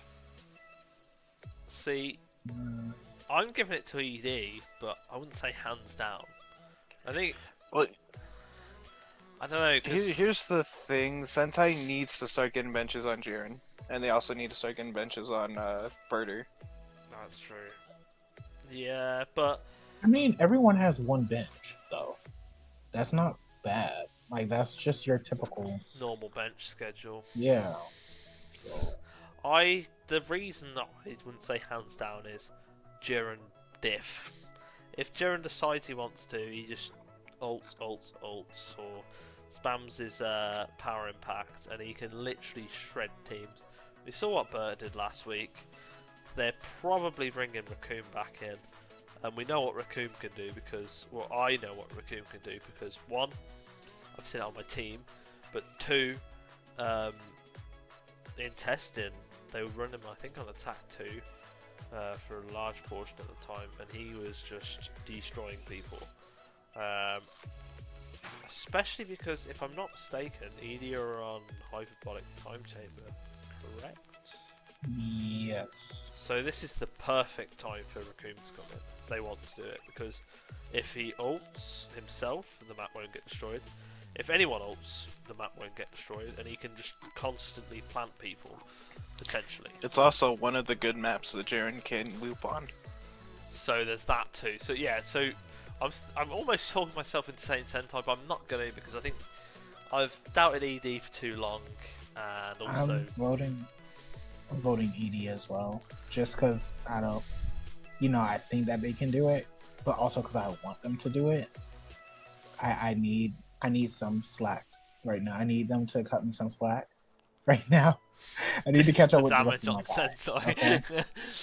I just need this. I need to catch up with the rest of my guys right now. So fair enough. So that's 3-0 to ED. But I think it will be a close match, especially if Raccoon comes in. So, okay, on to match number 5. We've got RW versus Namek. Mm-hmm. So, what benches do we have? Namek is benching, or they're bringing back in Nail.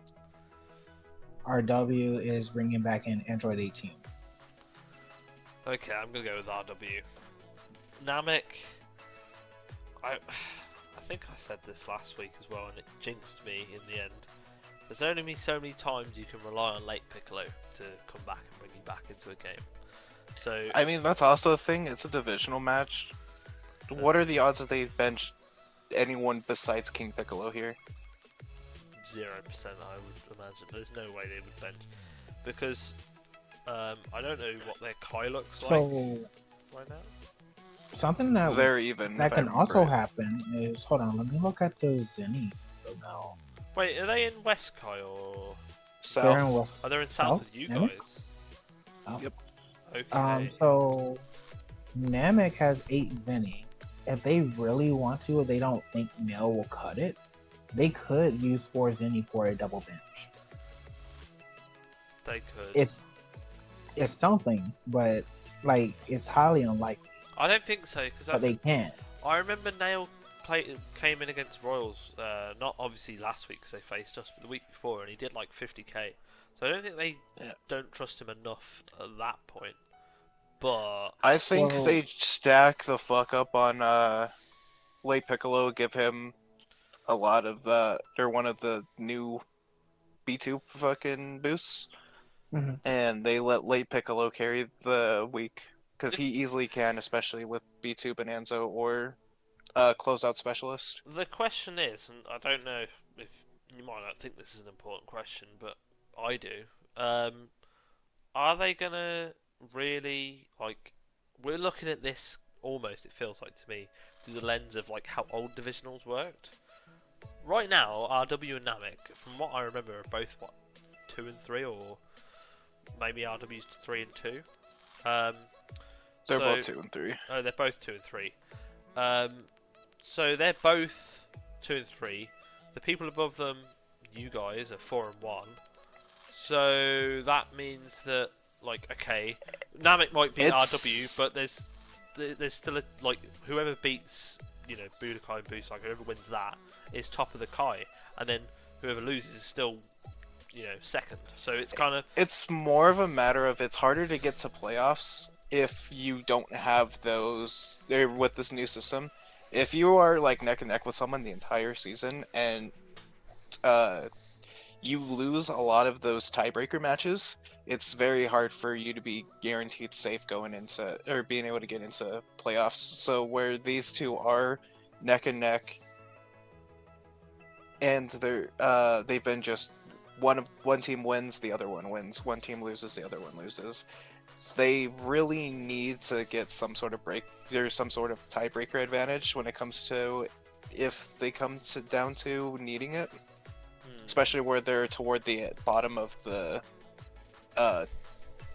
average win-loss for the season. yeah. And I'm not saying they wouldn't spend any Zenny. I'm more saying that, like, maybe this is a lot less important than what it would have been last year. Maybe both For teams a will spend team couple of that Zenny. can't get the bye week, a win over someone that they can have underneath them in terms of win-loss is a lot more beneficial than, say, them burning Zenny to try to beat androids or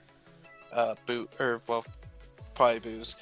I agree. Or cold, for example. I agree with that, but maybe it matters more later in the season when, like, one, you'll kind of know where the records will start evening out, so you'll know that the team that you're going against is likely to finish on a similar record to you.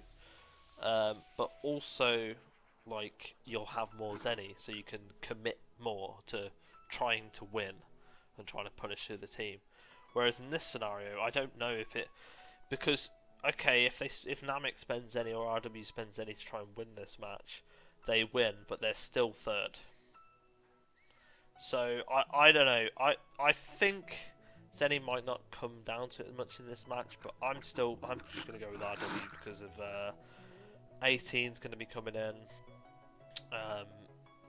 Margie will probably be in anyway. Because They would still be third in the Kai, but they would no longer be bottom 4 in the league in terms of win-loss. True, but they've still got.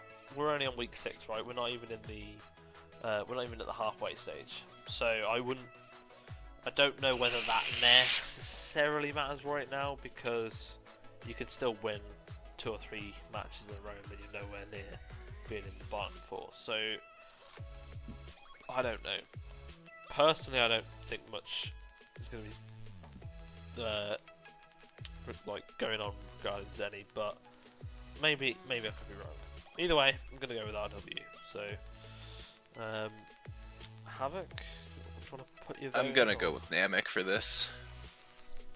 is that RW's been a bit more hit or miss when it comes to performances on their characters. They haven't been as consistent as the characters they have would normally be. yeah. And they're also not as volatile as a late Piccolo or a new Wolfo or a Pycon can be. So I yeah, want I to go probably Namek. give it to Namek as well. Okay. Any reason in Tosh? Late Piccolo diff, or?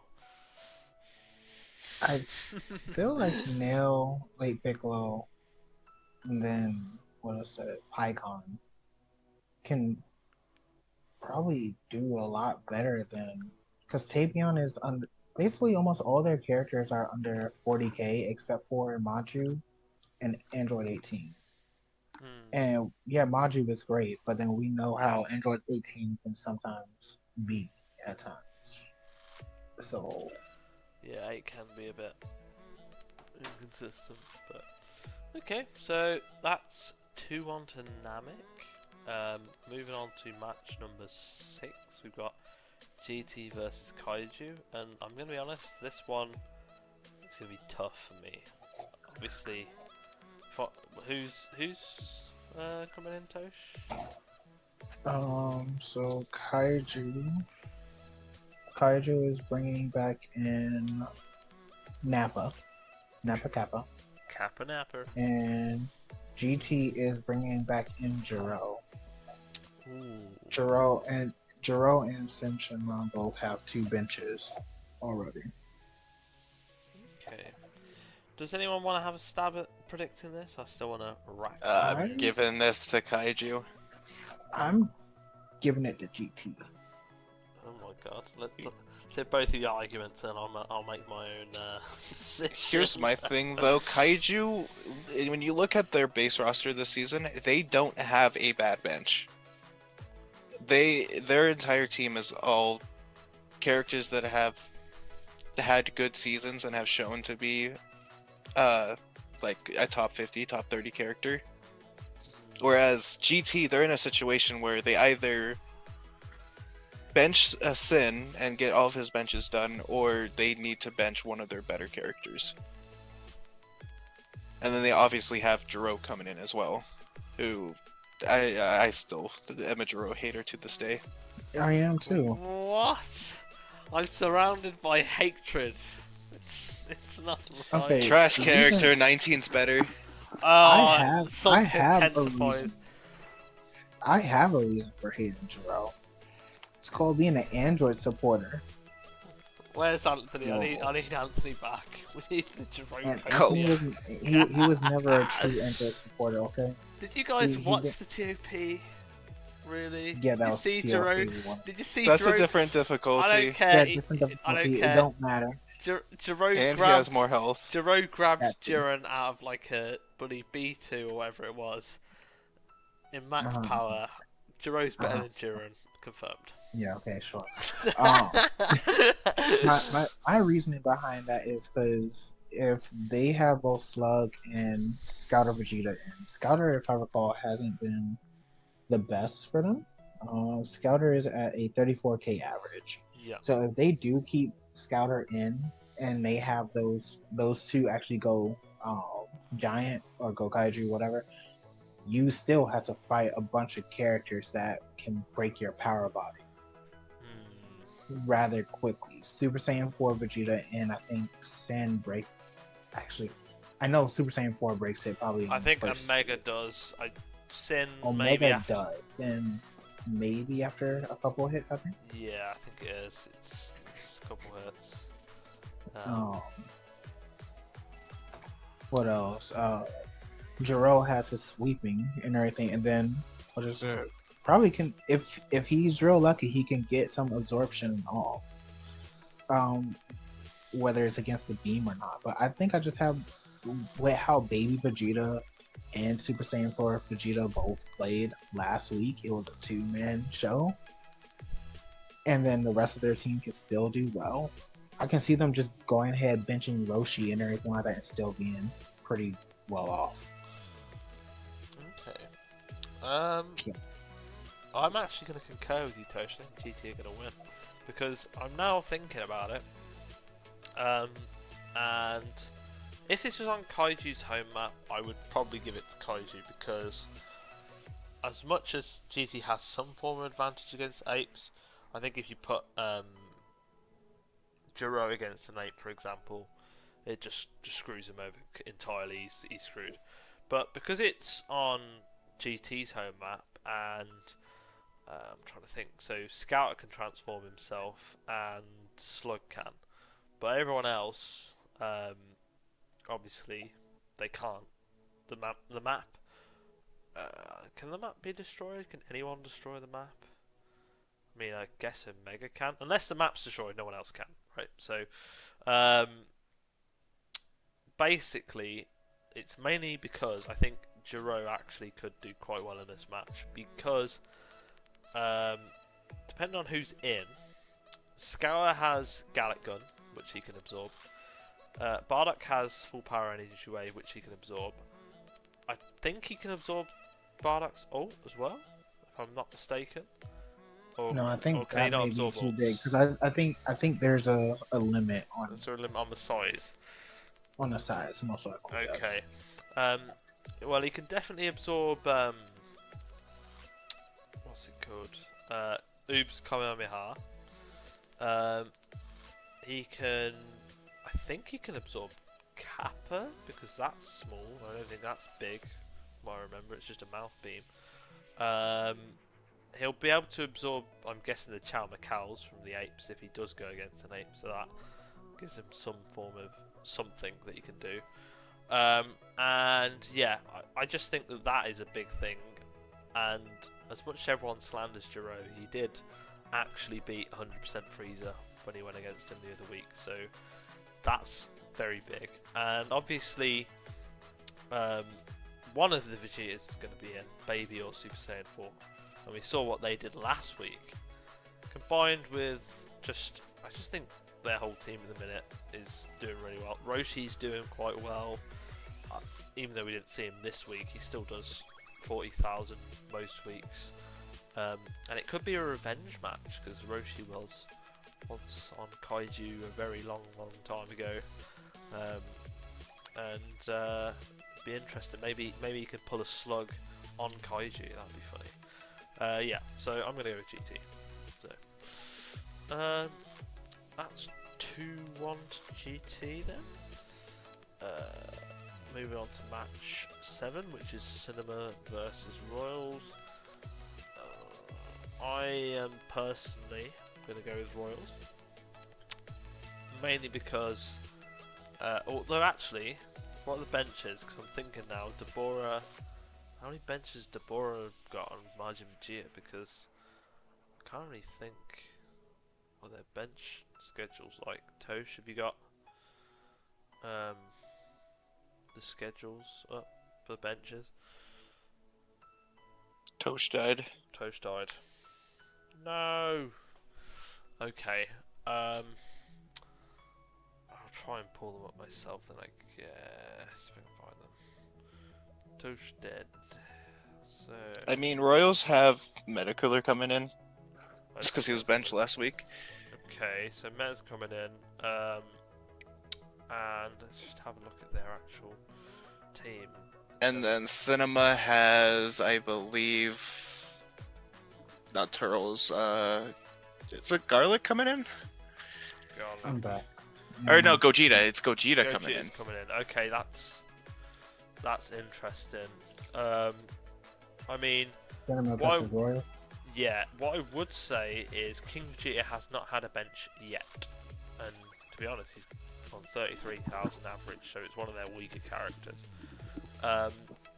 Yeah, okay, I'm going to go with Royals then.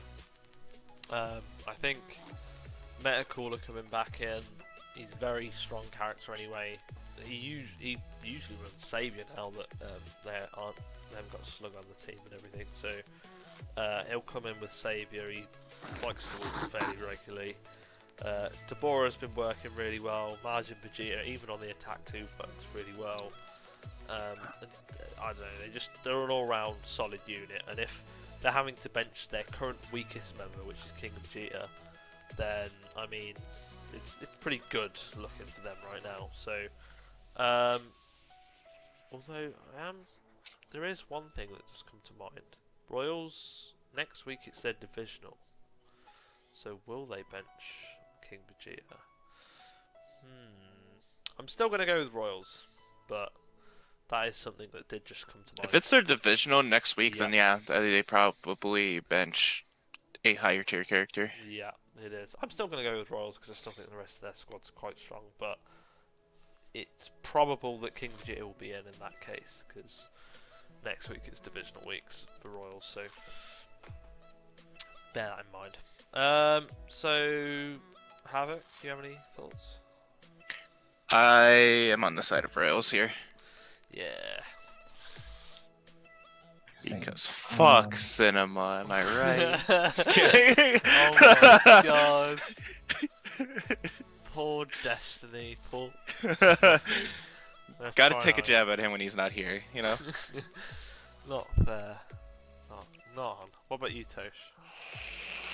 I gotta give it to Royals.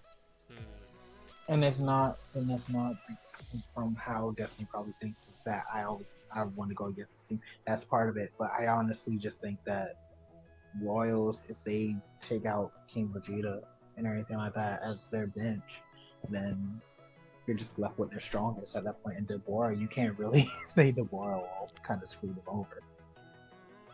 Yeah, he doesn't do that anymore. It just depends because, like I say, it's their divisional next week, so it depends how much they value the divisional. I think it's They basically got 3 Vegetas now.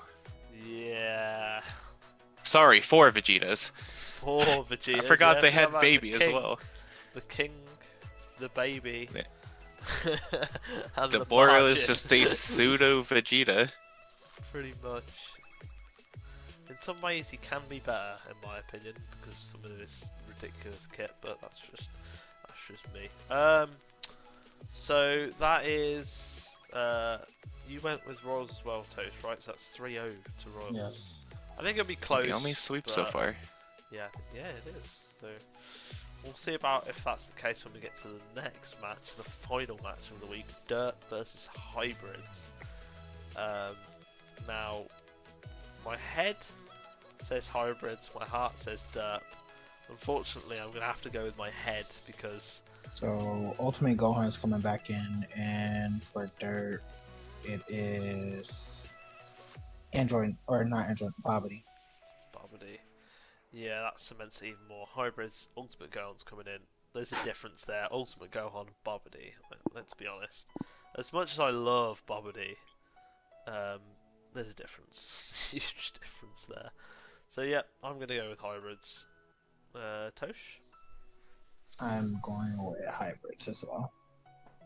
Okay.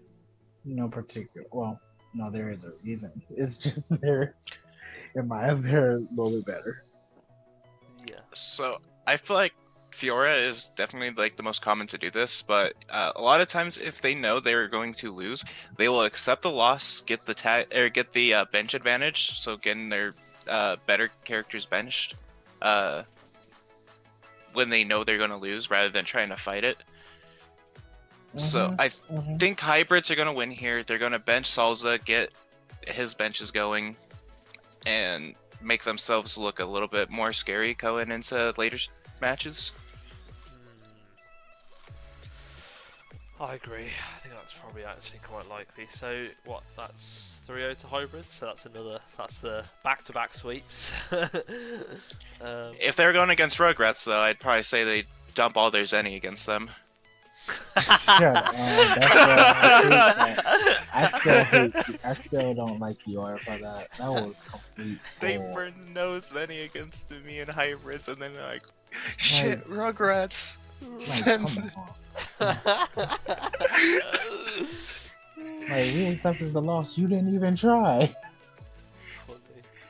That is absolutely hilarious. Right. So now that we've done our predictions, I think it's time to, as we say, call it a wrap. So, thank you guys for watching. It's been great to host for another week, and check out the links in the description below for the Discord, website, Twitter, and the TikTok, which gets posted to. We have shorts posted there. They are starting back up. Had to take a break.